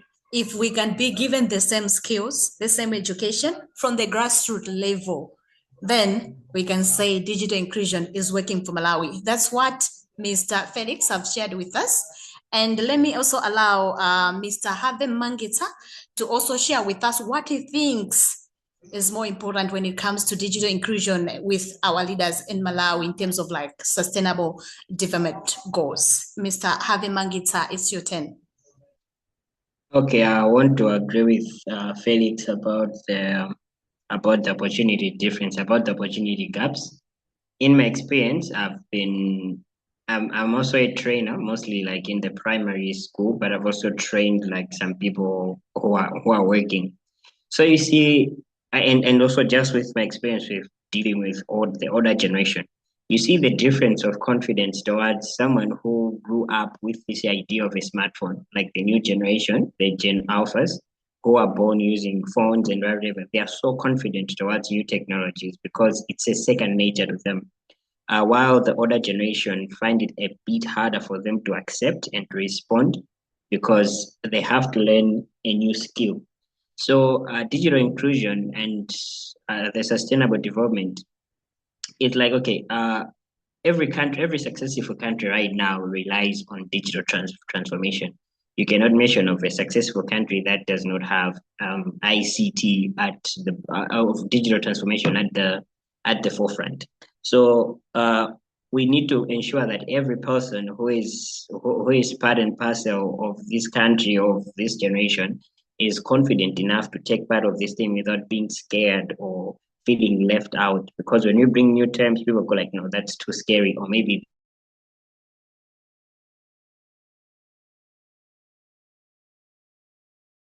different philosophy or thoughts about it. Sorry for my phone. Yeah, or thoughts people could not. So digital, we need to people to are going digital, and it's okay, and they need to see the advantages of that digital transformation in their lives, in health, in education, and in agriculture. Thank you. Wow, it's the issue of those born before computers versus those that are Gen Alphas, Gen Bs. But the issue still remains. Digital inclusion must remain for everybody. Everybody must have access to digital spaces, digital tools, as well as digital skills. That's Harvey Mangisa also sharing his take on the discussion that we're having today. All right, let me also move to James Chapelepetenga to also have an insight based on the question that we are discussing this afternoon. James, it's your turn. Thank you so much, our host, Jacqueline, for the opportunity. From my side, I think the question says what makes digital inclusion leadership more important or impactful towards the sustainable development goals. For instance, I think let's get to a basic example that let's take a human being, right? A human being can have everything, but without blood, it will be so hard for the organs to function, right? So I'm looking at or digital technology uh, uh, in which the blood is acting as an enabler, meaning that when resources are lightly channeled into the blood, this not only benefits the body in the sense that the organs are able to communicate, but they are also able to grow healthier and stay healthier. Now, as where the world is going to, as we are battling different disasters, we are trying to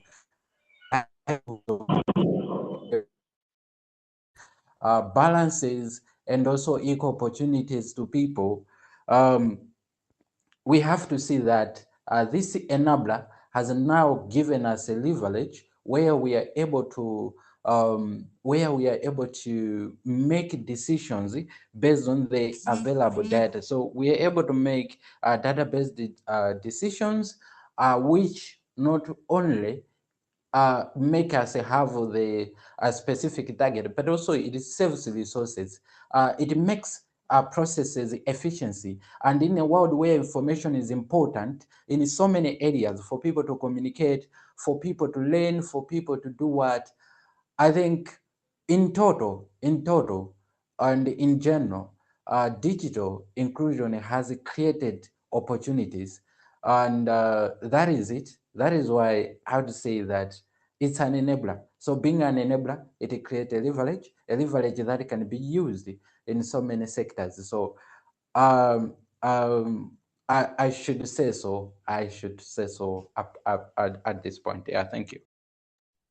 Thank you so much, Mr. James Chapelipitenga, by saying digital inclusion is an enabler, it's the blood, it's the heart, and it's the engine for digital inclusion. Thank you so much, all the panelists who have shared their stake and to this panel discussion, whereby we are discussing about the importance of leadership, especially what makes digital inclusion leadership important towards achieving Agenda 2063 and the UN Sustainable Development Goals. As I promised, I said from your insights, we'll move directly to the questions so that maybe we can have an ample time whereby we discuss things that matters most when it comes to the issue of digital inclusion. So a quick one, I just wanted to understand and to know, like, how can digital inclusion help Malawi or Africa in achieving the vision of African Union Agenda 2063, as well as the Malawi Vision 2063.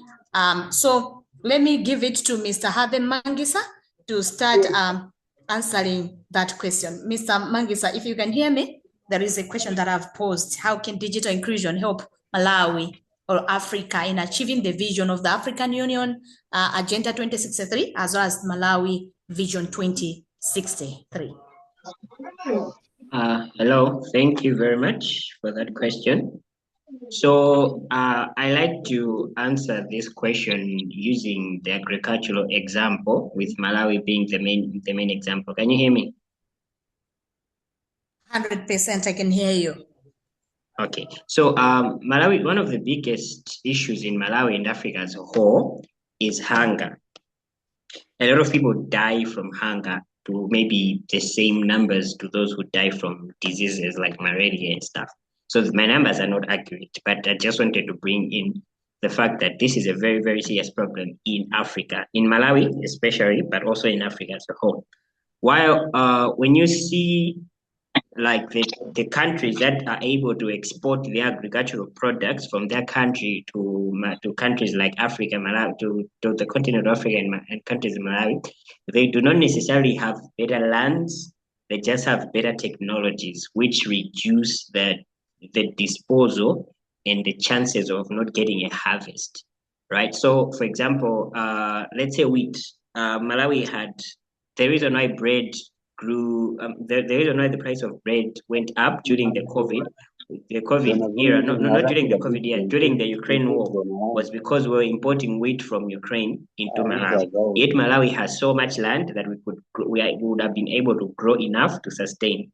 But because we did not have the technology enough to both produce our seeds and then analyze and test whether our soils can produce that kind of produce. That's why we are in need of things that we can easily produce for ourselves. So I believe that I will use one example on the development goals, which is hunger and food stability. That technology is able to eradicate hunger to 100%. To not only eradicate hunger, but actually produce enough for Malawi to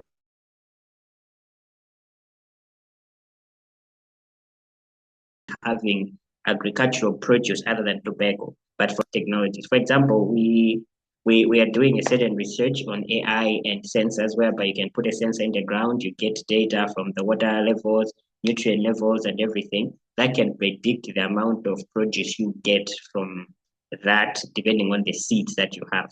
So imagine if we can have an idea like that implemented on a national level, you would really get the real data from the ground. That okay, if I plant this maize in this water level, or if I plant this maize in this acidity content, we can be able to get this amount of produce. And then the next year you learn from that knowledge, and then you will, even the academia like Luana and the other agricultural institutions will be able to use that data to make decisions and policies that actually work towards producing more than just having individual large farmers who are doing all the production. So I believe that technology can really help in implementing the development goals. And I used hunger as a major example because it's one of the biggest problems that Malawi faces. Yeah, thank you.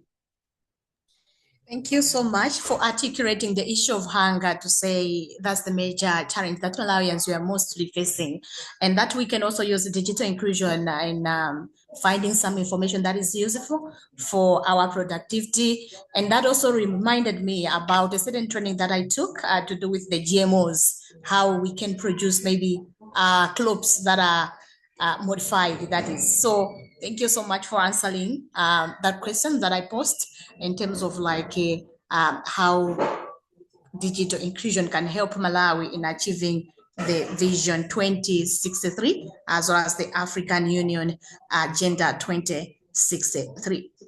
Mr. Harvey, I'm still having another question for you. This question is about women and digital access. So women and girls, as I was presenting that expert paper, it's projected that they only have 15% on how they can access the tech gadget. But my question this afternoon is that women and girls often face more challenges in accessing technology. What can leaders, you as a leader today, who is well versed with the digital inclusion, what can we do to make sure that women or girls are not left behind in the digital world? Thank you very much. And also, I would also bring up another issue on the women and girls. One of my businesses main services is cybersecurity, and not only women having the fewer numbers on the digital presence, but also experience the most cyberbullying and cyber attacks more than my gender. So it's not just about their numbers being less than the global percentage, but also they face the most risks on the internet and during the digital transformation. So in bringing about the solution to this thing, to make sure that they are really included in this thing, is first of all, we need to create a secure environment whereby a woman can come, bring her ideas, talk about something while being confident, the same way I would be confident to talk about the same thing. If I'll post a picture of me being at a conference, people are going to listen to what I'm saying other than commenting about maybe my body or other. But then that's something that women, I think you can even give evidence to that women actually face. So in bringing about digital inclusion, first of all, you need to create a safe environment for both genders. Then we need to ensure that there is economic empowerment towards the other side. Because the reason why women and ladies and girls do not have as much presence on the internet or on the digital transformation is because of lack of finances. It's very easy for me to work and find a laptop, find a tablet, find a phone, than let's say someone of a lady of, let's say, my own age or something. So also financial empowerment really help bring about removing the digital divide between the two genders, to ensure that everyone is able to get the devices they need when they need it and feel safe when they are using it. I hope I've answered your question. Yeah, sure. 100% you have answered it. I think even those that are our participants, they're also taking some notes, because this issue whereby we women facing a lot of like bullying online and sometimes not empowered because we are lacking some financial muscles and support. That also has had a very critical hand in terms of like those that are participating in the digital inclusion. So thank you so much for providing those solutions so that wheresoever we are going, we can know that we have the other gender who are trying to empower us to make sure that we still remain relevant to the digital sphere. All right, so I'm still having some questions in case some of you are just joining us. We are having the panel discussion whereby we are tackling about the importance of having the leaders sensitizing more, especially on the digital inclusion in terms of like sustainable development. So the next question will call to James Chaperepetenga, whereby I would really love to know more about the issue of closing the digital gap. So many communities still struggle with internet access, high data costs, and limited digital skills. You as a leader whom has shared with us to say you're also into the digital space and you're an entrepreneur, what should leaders do to solve these challenges of closing the digital gap? Thank you, Jacqueline, for the amazing question. From my side and my perspective, to be specific, the first thing that I would say is we need to be accepting the truth in terms of our current economic landscape as Malawi, and how does it affect the issue of digital inclusion, because when we look at that, we are looking at the higher number of people are still living under the poverty line, which is something now that is really, really concerning. And not only that, also the higher number of people are living in the rural areas, right? So it means that only creates impact the issue of digital inclusion leadership. Now, after looking at that, now we need to find solutions. In which solutions, the solutions has to come where we need to come with more innovations, right? And ideas as leaders now, that based on the facts, the technology industry is growing rapidly, but as a country, economically and in other areas, we are gradually growing. What should we do? How can we make data costs cheaper? How can we make technology be for everyone else? And this is where I realized that there are more solutions that we can create through that, because that will help us to tackle with real issues and very, very customize the interventions that will suit our needs as a country for now, because we cannot really say that we'll end these challenges today. But now we need to embrace the moment and deal with the reality and make sure that we are able, we are not stopped by what is currently on the ground. For example, for us, we may say that right now we have over 81% living in the rural areas, in which in these rural areas, the internet connectivity is a challenge. But now we need to understand what kind of systems that are they able to use.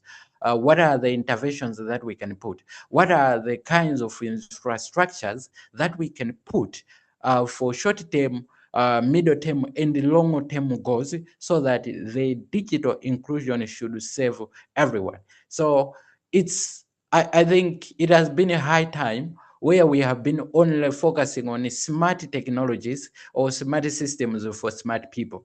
But now we have to look at what are the smart systems that are available for every Malawian.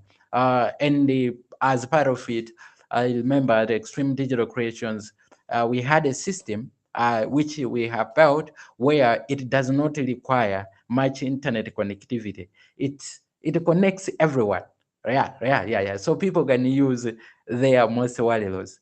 What we are trying to do is to make sure that we look at the local interventions and local systems that we already have, and then integrate technology. When we integrate technology, we optimize these systems so that it should surely work on every system. Secondly, I think another energy saving practical intervention is we need to have tech hubs across Malawi.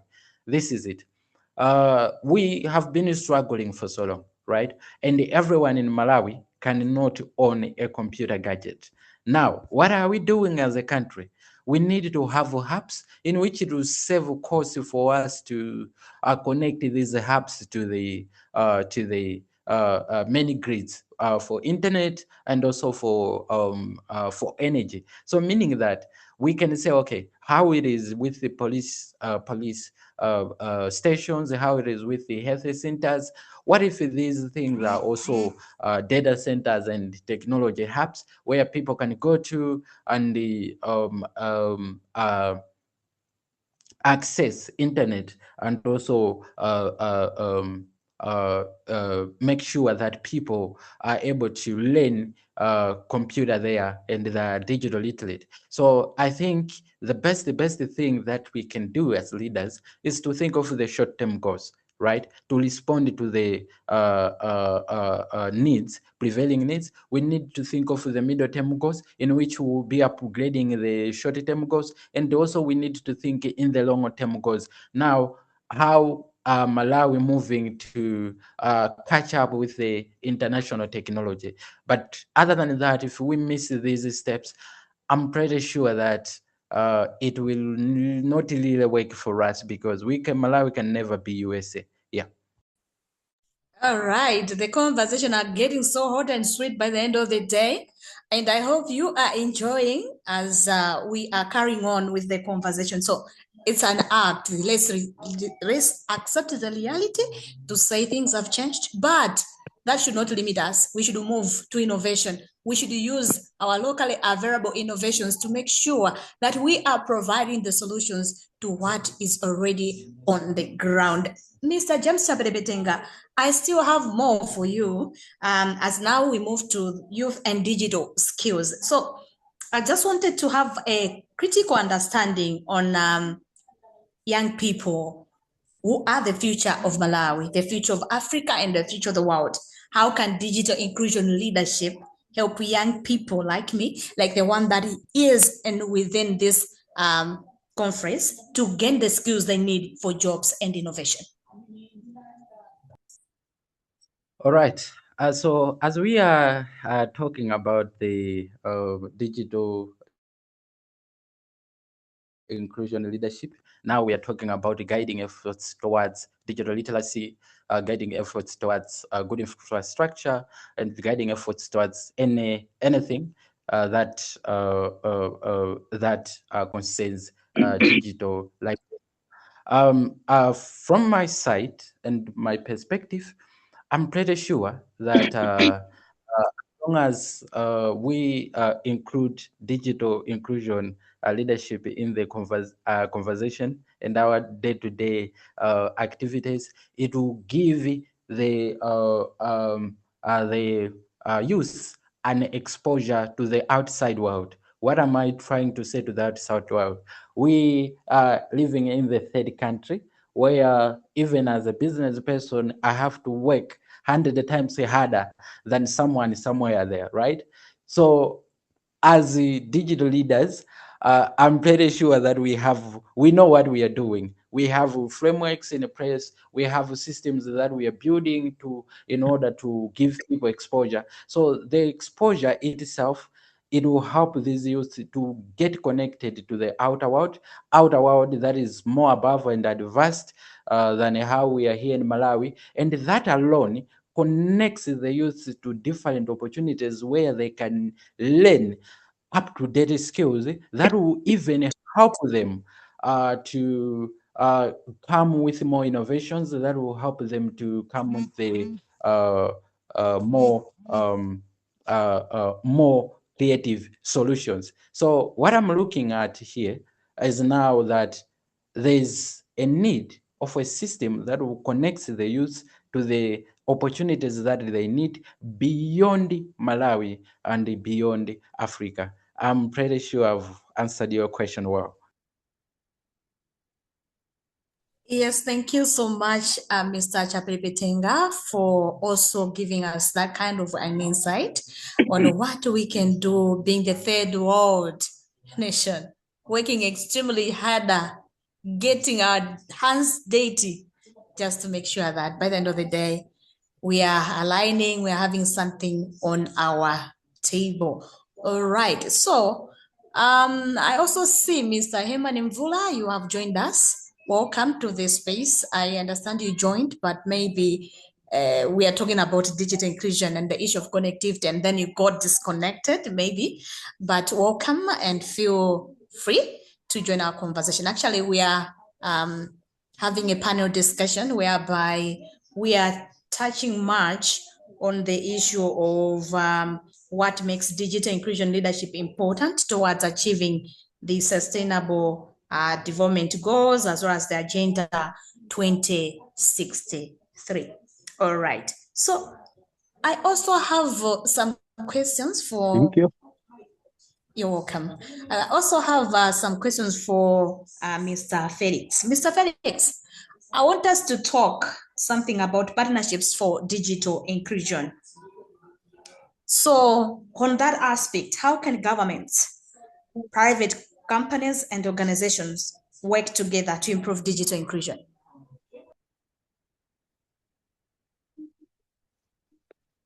Hello. So on to answer that question, I can say that's a very important aspect for us to work hand in hand to advance this digital inclusion, because I understand that government cannot do this on its own.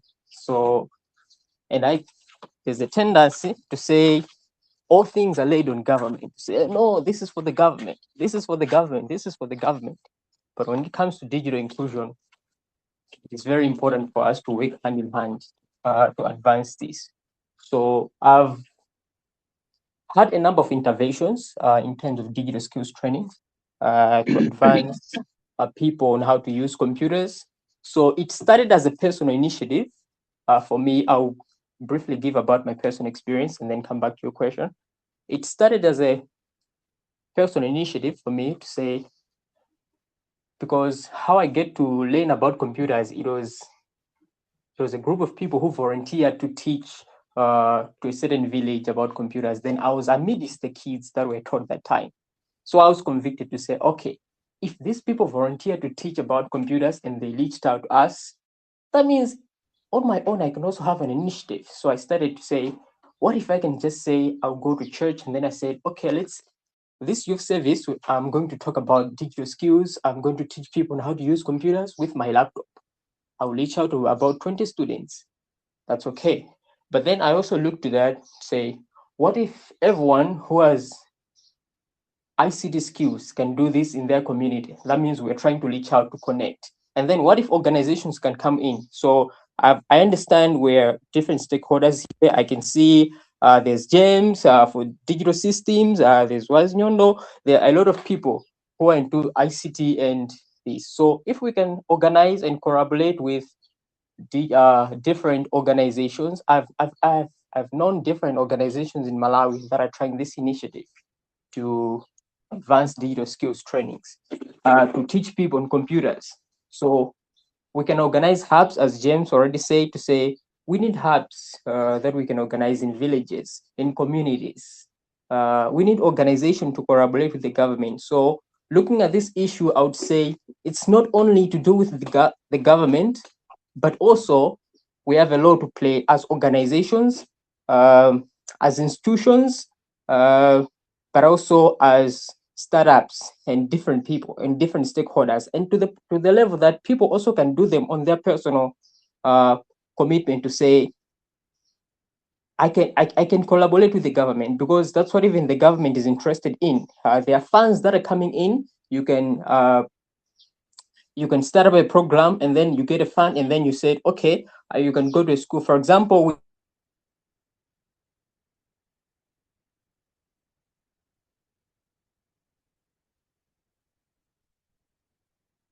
we had a certain project that we're saying it's called We to Computers. For example, we had 100 laptops and we have volunteers across Malawi. we wanted to train people on digital skills, specifically girls. What should we do? Okay, and then the government allocated us to schools in native areas. We had Bangwe, we had Ndilande, we had where the issue of digital innovation, digital inclusion, it's such a layer to say they were selected those areas. And then we had a month, 2 month training those people. So in that aspect, we collaborated with the government. So as I'm saying to say, we can also have organizations, we can also have partners and different companies. I've seen instituted organizations like TNM, like Makla, taking part in different digital inclusion activities. So basically, I can say taking part in partnering with the government, that's very ideal than leaving it up to the government to say, no, the government will take this, the government, it's its responsibility and all that. So in that way, we can advance this digital inclusion. Thank you. You're welcome, Mr. Felix. So you have tackled about the issue of not going alone, but rather going as a collective.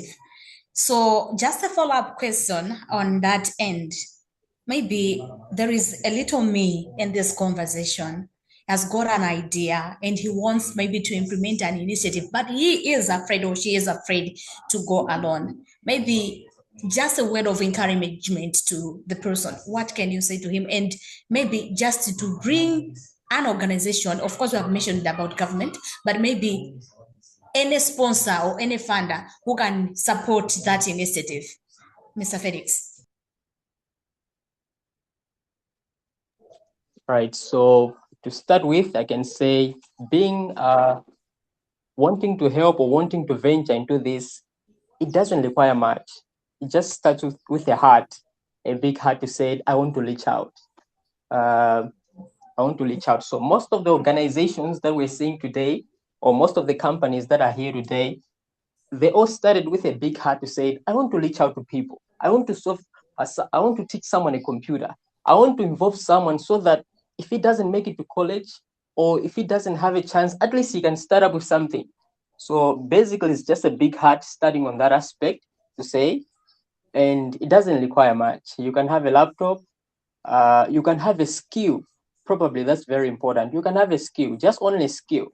But if you collaborated with someone, if you have even a simple gadget, say you have a computer and a skill and a big heart, that's all what it takes to start. So you don't have to be afraid.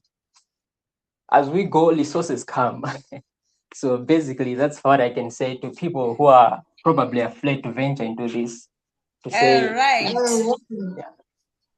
All right. Mr. Felix says, man will come. You just have to start from the scratch. It doesn't need you to have that big idea or an initiative, but the heart. If you are passionate about it, then you are good to go.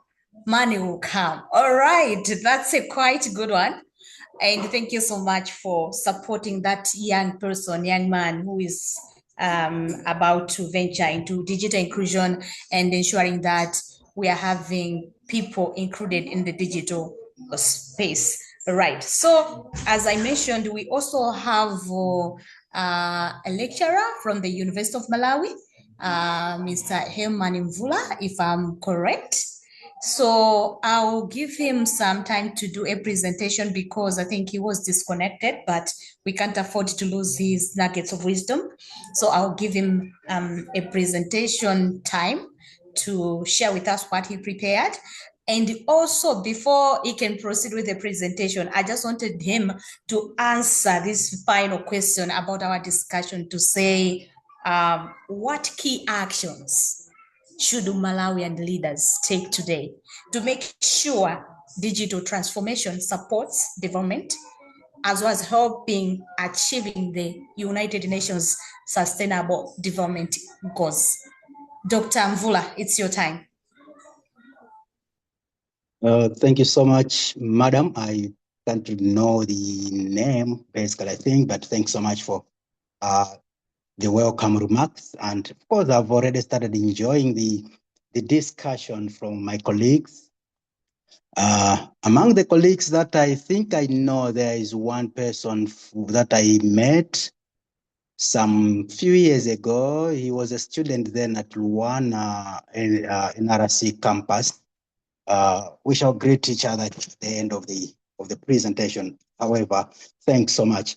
In answer to your question, madam, actually, basically, your question is my very presentation, which actually talks about the digital inclusion leadership in Malawi, which we are saying, I've titled it Digital Inclusion Leadership in Malawi, striking the right balances for the future, the pathways to achieving digital leadership in Malawi.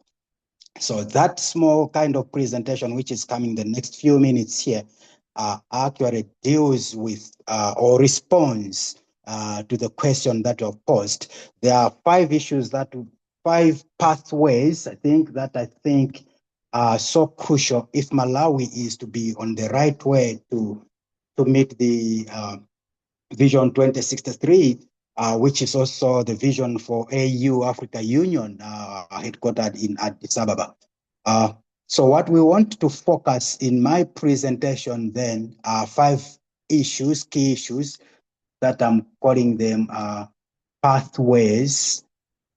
And we know that Malawi, I think it has already been said by a number of us prior to my presentation here, this digital inclusion in Malawi actually involves various variegated partnerships. If Malawi is to achieve the goals that are actually outlined in 2063 vision, this involves various stakeholders, including National Registration Bureau, e-government. We know what e-government is. Malawi Communication and Regulatory Authority is also included there.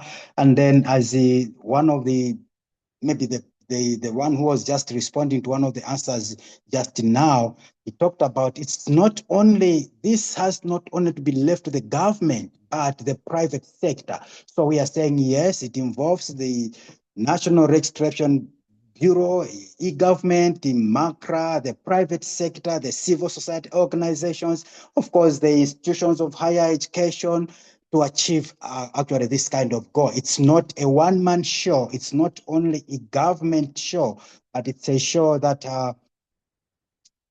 has to be done or to be met critically by almost all the sectors of Malawi's public affairs. So in this context, then, if we are to consider, we need to consider the following pathways that we are to focus on if Malawi is to achieve the vision that is put across by the year 2063. The first thing that we need to look at for inclusive digital leadership is to ensure cultural norms and then maintain inclusion and the resilience there. As a government, as a nation, we leaders should actually set some new cultural norms that will help in the long run.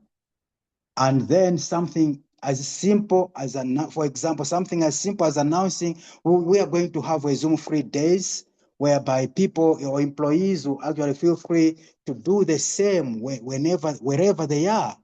So we need to, as Malawians or as Malawi citizenry, if we are to achieve that, we have to ensure that we do with cultural norms and maintain inclusion and resilience. Deliberately, we need to do that. There are some cultural norms that actually seclude some sections or sectors of people deliberately. As a government, as a state, as a nation, we have to deliberately include those that we think that are on the margins, in other words, the marginalized. For example, recently, I think the previous, whether it began by the other government before 2020 elections, or it was an initiative of the previous Tonse government, I'm not too sure about that, but they started in our town locations, putting on some, what they called, I can't remember what they are called, but they are communication centers where in the locality that the grassroots people actually go and access internet for free so that at least they would be able to know what's going on in Malawi, what's going on at a certain section in Nchisi, what's going on somewhere in Kalonga and all those kinds of things. So that, I think, is one of the ways that we should deliberately do that, government policies that will actually deliberately put some measures to deal with the cultural norms that sometimes have been excluded. And I think on the same vein, the previous government was not too sure about it, had a plan. I think it must be a long-term plan, I think, that the National Planning Commission had put in place, that the government was establishing a certain kind of communication satellite city, something like that, around Doha in Vera in Doha, something like that.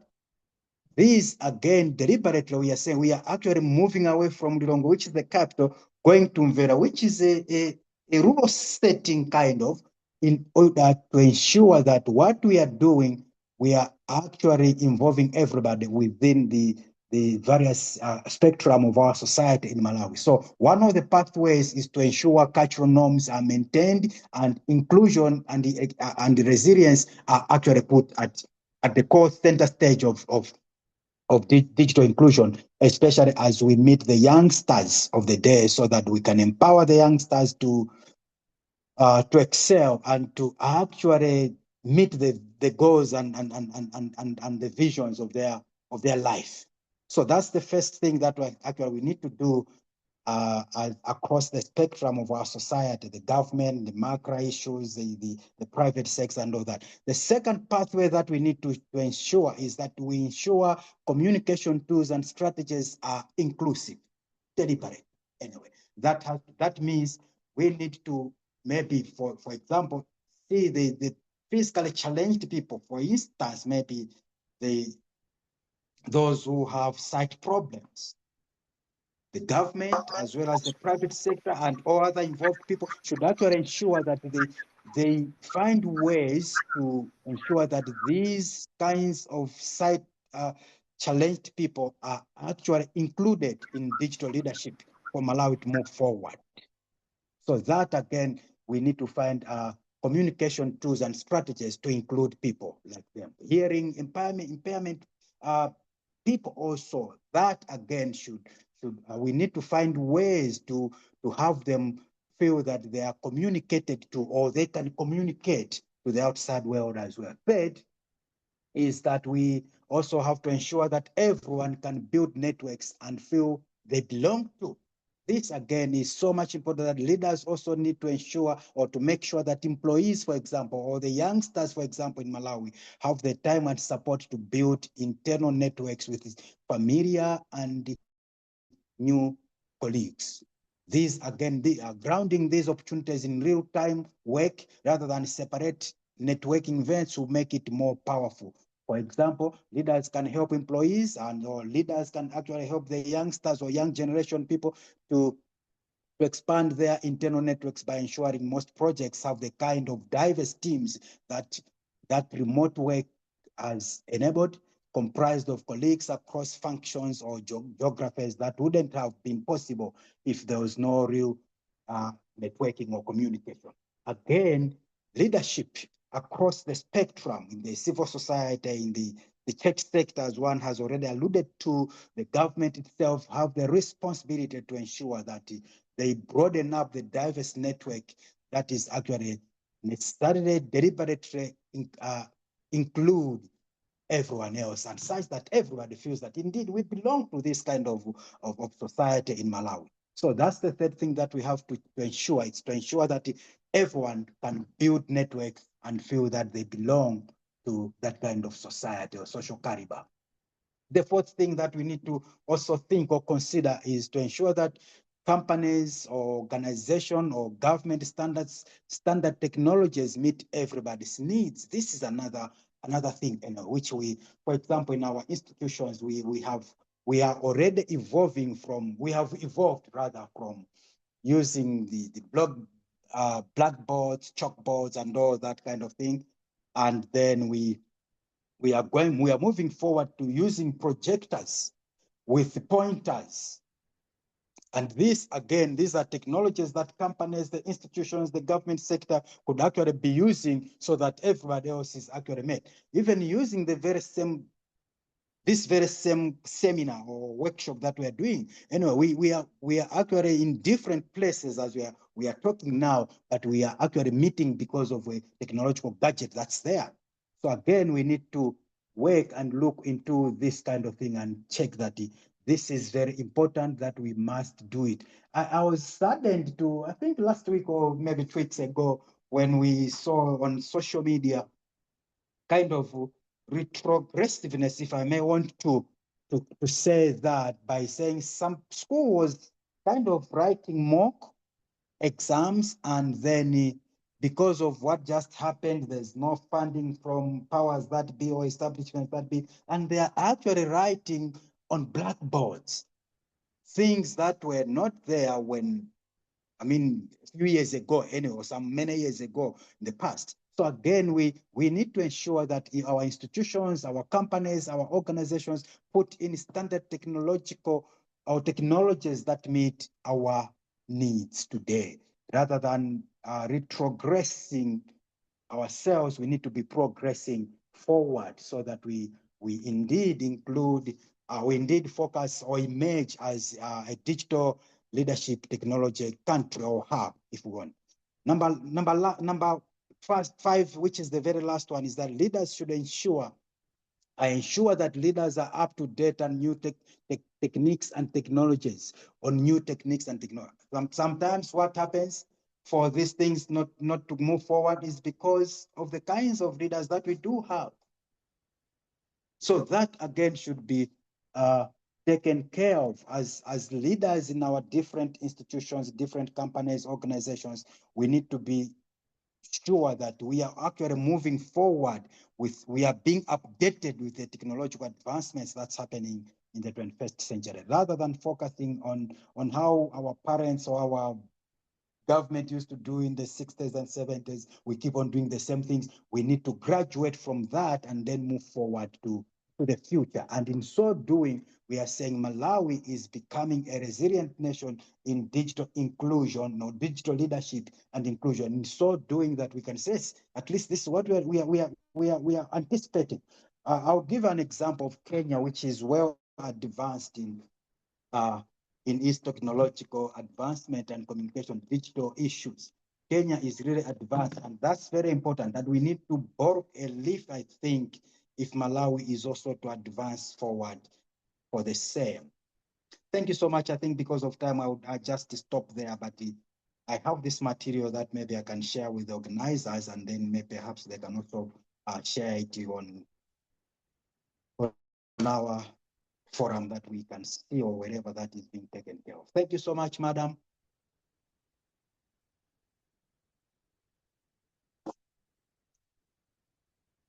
Hello. Hello, we are following. We are following well. Thank you. Yeah, thank you. I'm done with that, I think. The Thank you. pathways, 5 pathways for Malawi to follow if we are to advance in digital leadership for the next generation of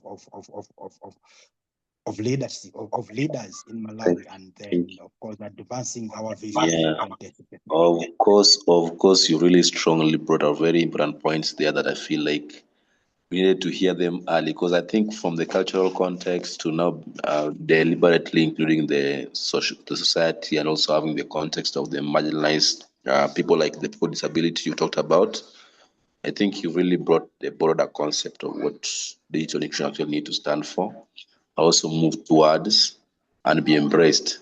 And the best thing you say that we need to learn from Kenya. Kenya is advanced. Yeah, I'm from Kenya personally. I know our country very well. And I think we are somewhere, a good example for Africa, not for the world. Yes, for Africa. Yes, Yeah, for Africa. It yeah, is. yeah. Sure. Yeah, but also actually we are very innovative society, and like we are trying and there. But I know that collaboratively, as we build this community of the digital in Malawi, we'll continue to borrow leaves together, learn together, and see how best we can actually implement these solutions. But your presentation has been very, very much outstanding, and thank you so much. I don't know if Jacqueline is still here. It seems she's not here. Yeah. So I think we're having some few minutes to go, and we really talked. We really Yeah. presented, and truly, I was really moved by the session that is just coming out. Like the Mr. Felix, Mr. James, and Mr. I'm losing this name. Yeah. Hastings. Yeah, Hastings, and then there's also Mhm. Mr. Harvey. Yeah. Yeah. So we were really having this conversation. It was really powerful. And I think we're going to be working on an ebook for this forum, and not just this forum, because you're having these forums across the continent. So you're having the Malawi one. On Saturday, we're going to be having the Kenya one. Last week, we had the Oh, Uganda forum. And as we continue to do great. this forum, we're going to be compiling a very good book that can be used as a reference material for those who are in digital inclusion space across the continent. And we have the perspectives of people from different countries. So thank you. Thank you so much, Doc. Truly, it has been a pleasure and an honor for you to be here just to share with us your thoughts. Also, we're going to be waiting for you to share your book or the presentation you have, not the book, but the presentation that's able to share with our community. But I believe these are very strong foundation for the work that is ahead for digital nutrition community in Malawi, because even next year we plan to do this forum now in a physical way by possible means. So Jacqueline is back. Jacqueline, I don't know if you're continuing because we have like 10, I don't know, we have like less than 20 minutes.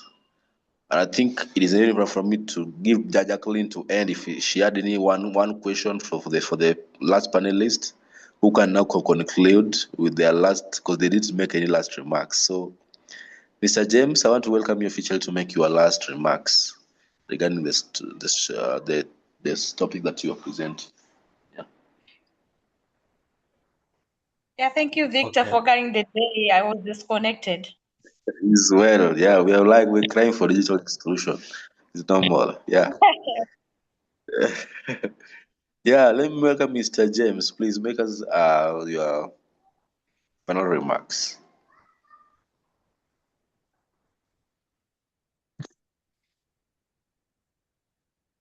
Mr. James, can you get me? Please go ahead.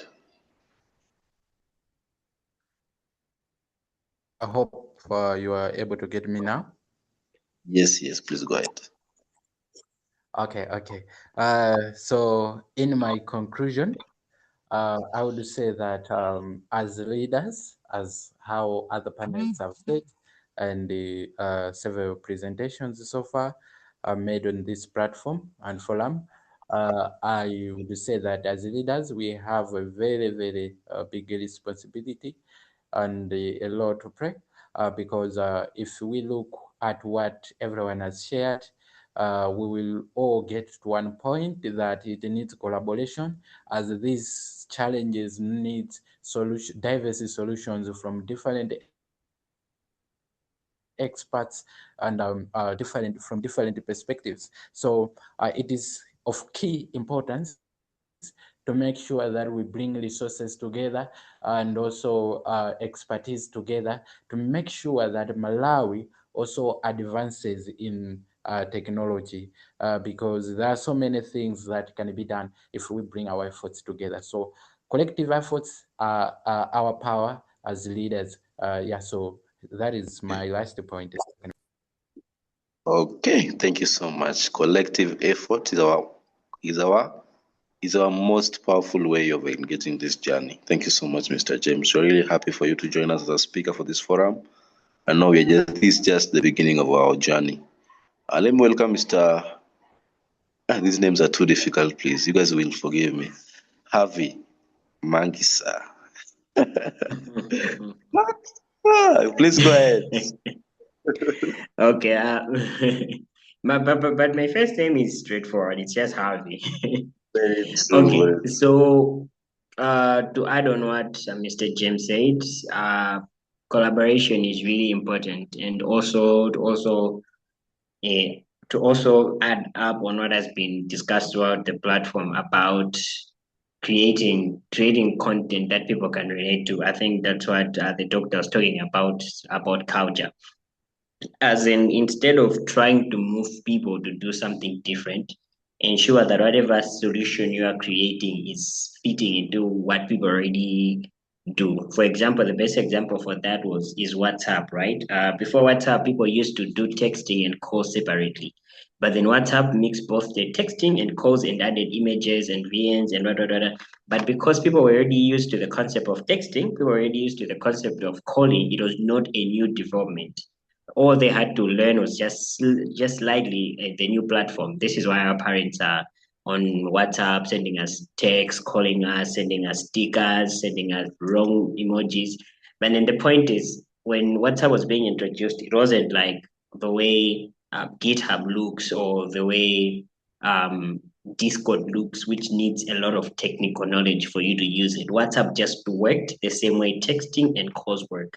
So I believe that in bringing digital inclusion, we really should notice on what type of people we are working with, their limitations and their constraints.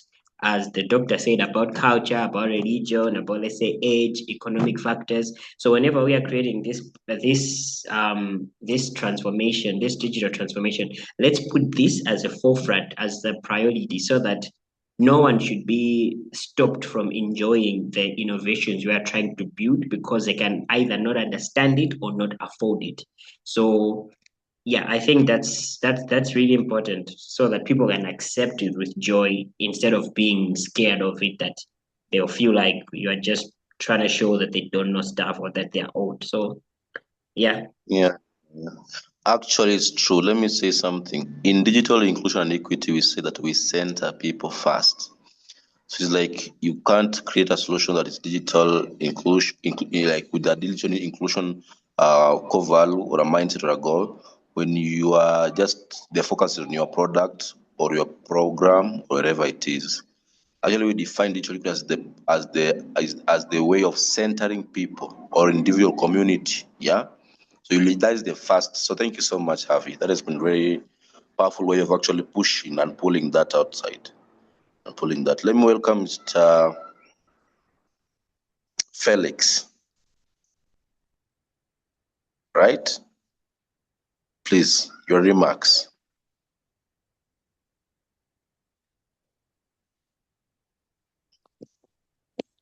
Thank you very much. My remarks will just be very direct.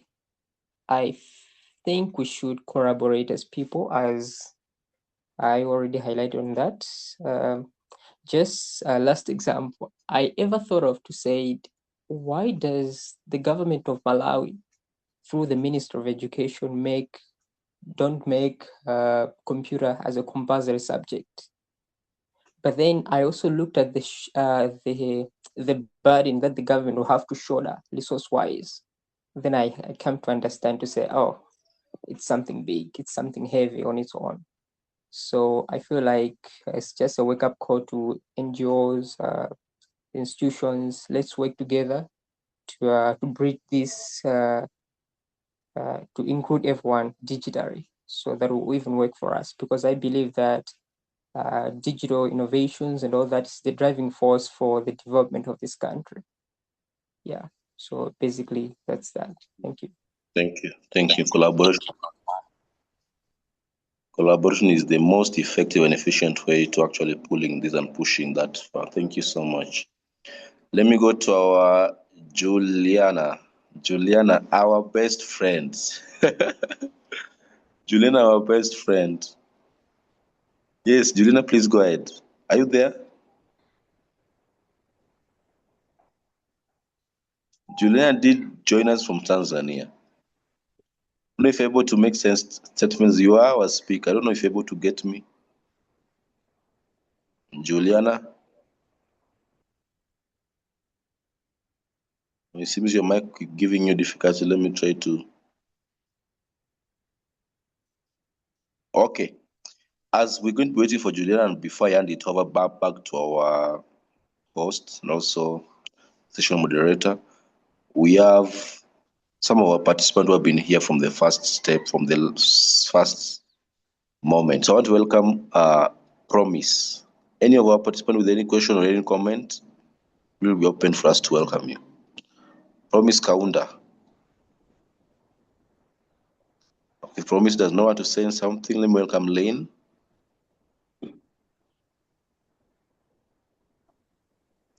Hello. Hello. Thank you so much. I've really learned a lot. And as a Malawian, and as also a person who has done social work, it has also opened. It has also given me a highlight on what must be, on what a Malawian country, as a country, we must do. And I don't know if you can hear me. Yeah, we can get you, though you're breaking, but we can get you. Yeah. Okay. Oh, so yeah, I was saying, as a person who has done social work, I've gone to different rural areas. I've seen that digital inclusion or AI it's limited. Like Jacqueline pointed out that most of the women are not using, or most of the rural areas are not having access to digital network or network in terms of electricity, in terms of internet, in terms of several stuff. But then it has also really helped me to have a highlight that we really need to do more as a country, like having computer to be like a compulsory subject, not to be a limited one. So yeah, thank you so much. Thank you. Thank you so much. Truly, truly, let me say something. Digital inclusion is like social inclusion is the heart of digital inclusion. And digital inclusion itself is a social issue. So whenever you are in that space, digital inclusion will help you actually to be very, very reliable, relevant, and also able to actually give impact. So thank you so much. And I hope that really speaks to your role and your activity. So just start knowing that this is in your work. Annie, yes, please, if you want to make some comments. Annie Mtungila. Okay, if Annie is not there, let me take from Ambu King. Ambu King.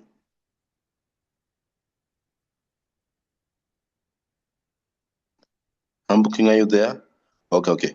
If they're not there, let me just go back to our moderator. Jacqueline, do you have any statements to make as I hand over to Duserata? Okay. Let me go back to Jacqueline.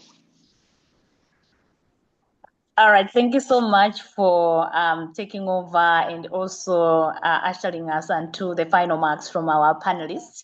I would like Lily to thank them for taking their time and joining us for this critical conversation, especially in the areas of digital inclusion, the area that matters most to the nation of Malawi, the youth, as well as the continent of Africa as a whole. So one thing that I would want to say that has really stood out of the conversation is that if we want Malawi to be in the space of digital inclusion, there must be innovations. There must be a collective action. There must be standardized kind of initiatives whereby everybody will be allowed to have access to digital skills, tech gadgets, as well as the skills itself to make sure that we remain sustainable towards the visions that we have as a country, as well as the visions that we have as Africa. And above all, I would also want to thank the participants that kept this conversation live, posting in the chats, and as well as making some of the insights from what they have gotten from the conversation. And above all, I also want to extend my sincere gratitude towards my mentor, Victor Otieno, for allowing me to facilitate this conversation, the very first ever Malawi Digital Inclusion Leadership Forum. I thank you so much for trusting me with such kind of a responsibility. I look forward to getting more conversations around this area as digital inclusion is more like my heart, something that I love to preach about and to talk throughout the day. Oh yeah, thank you so much, Sir Victor.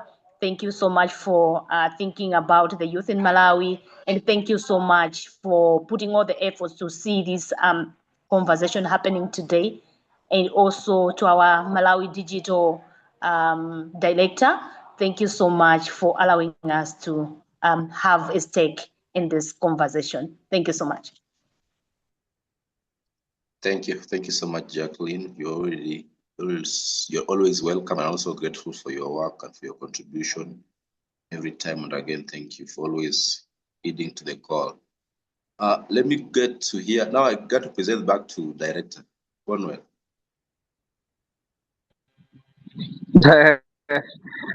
Thank you very much. Jacqueline has swept all what I could say, but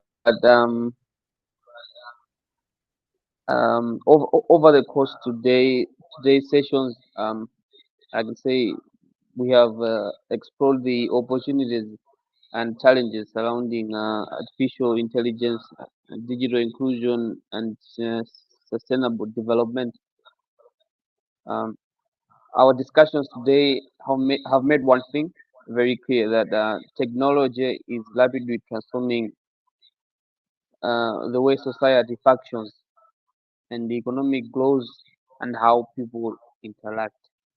And I would also to once again thank the speakers and the participants for sharing their insights, experience, and innovative ideas. Thank you very much. We really appreciate.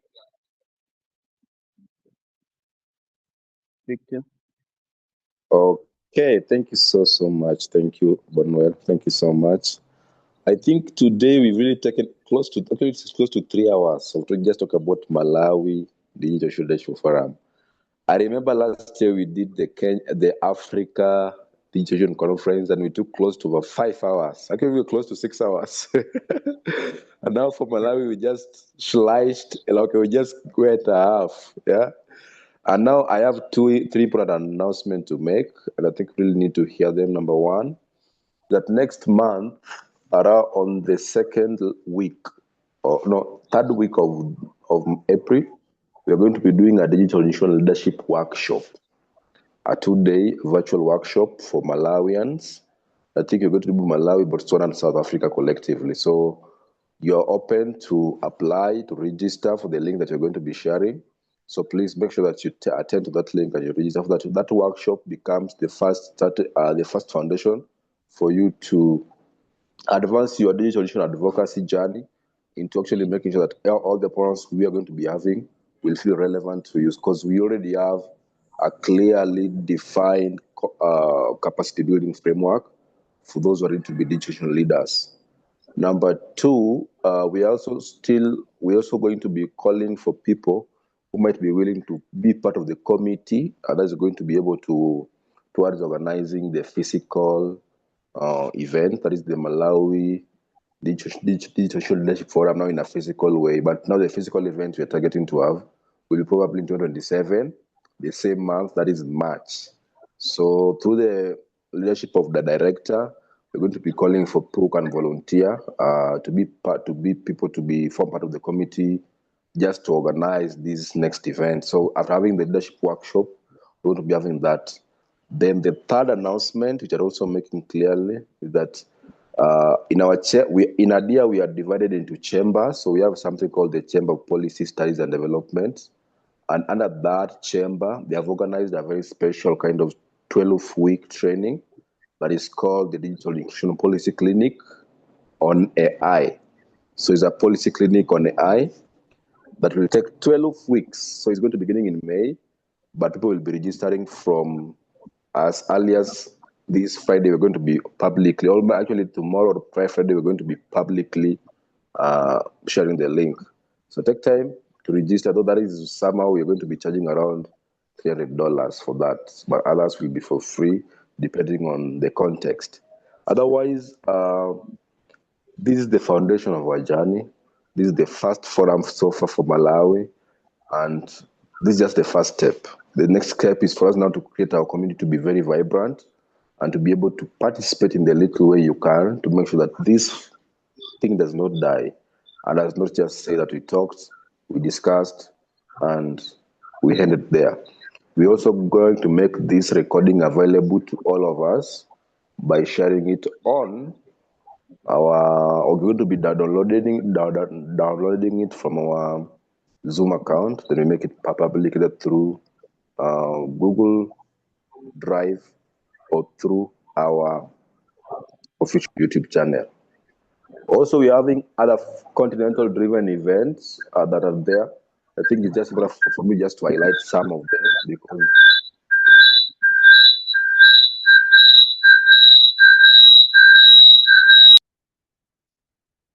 we might be eager to know and to hear if we are a continental organization. It means that we also have other continental programs. So this year, categorically, what I can point out that is coming up, for example, in the month of June, we are planning to have the Africa Space Tech, Energy and Cloud Explore Summit. Then in the month of July, we're having the Global Diaspora Engagement Forum for the digital inclusion. So if you're from Malawi and you want to meet anybody from the diaspora, that will be a very good platform that on that moment. Then in the month of August, we're going to be having regionally driven events. That is for the Southern African community, the West Africa, the East Africa community. So we're going to be East community-driven events. Then in the month of September, we're going to be having the Africa Software and Hardware Transition Summit. And I think for those who are in all hardware and software areas, you can just get to understand what will really be happening there. And then in the month of October, we're going to be having the Africa Broadband and Digital Policies Plenary. Going to be put in the policy space. How can we build that? In the month of November, as usual, we're going to be having our Africa Digital Conference. And there we're also going to be graduating all the digital leaders we're going to be training next month. So which means if you don't attend the training, there's no way you're going to be graduating on our official conference. As we wait for the programs to come up, through training programs, special programs, just keep on note that this is just the beginning of our discussion as we look forward to building an inclusive Malawi, an inclusive Southern African or SADC community, the entire continent of Africa, and even the globe. Otherwise, if there's no any comments, I want to welcome anybody to pray for us as we end this session now.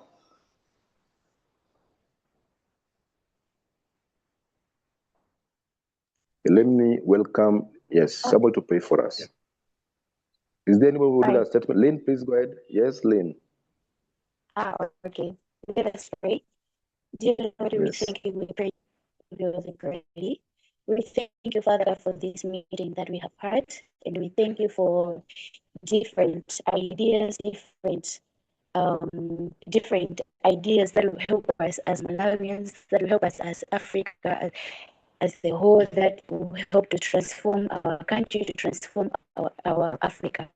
Father God, we thank you for everything. Before we started, we pray that you should be with us, and we thank you for you've been with us, Jehovah God, during this session. You've been with us, Jehovah God, during these discussions. You've given our leaders, you've given our leaders wisdom to guide us, to help us, Jehovah God Almighty, to have the heart of helping, to have the heart of saving. For the Bible says, as you say, save the people as you save unto the Lord. So Father, as we are taking this stage, Jehovah God Almighty, on saving your people, Jehovah God Almighty, on saving, ministering the country, Jehovah, the Africa as a continent, Jehovah God Almighty. We pray for the wisdom. We pray, Father God Almighty, for your guidance. For the Bible says, oh Lord, that in all your ways, God, in shall direct you. Father God Almighty, guide our paths, Jehovah, in Jesus' mighty name.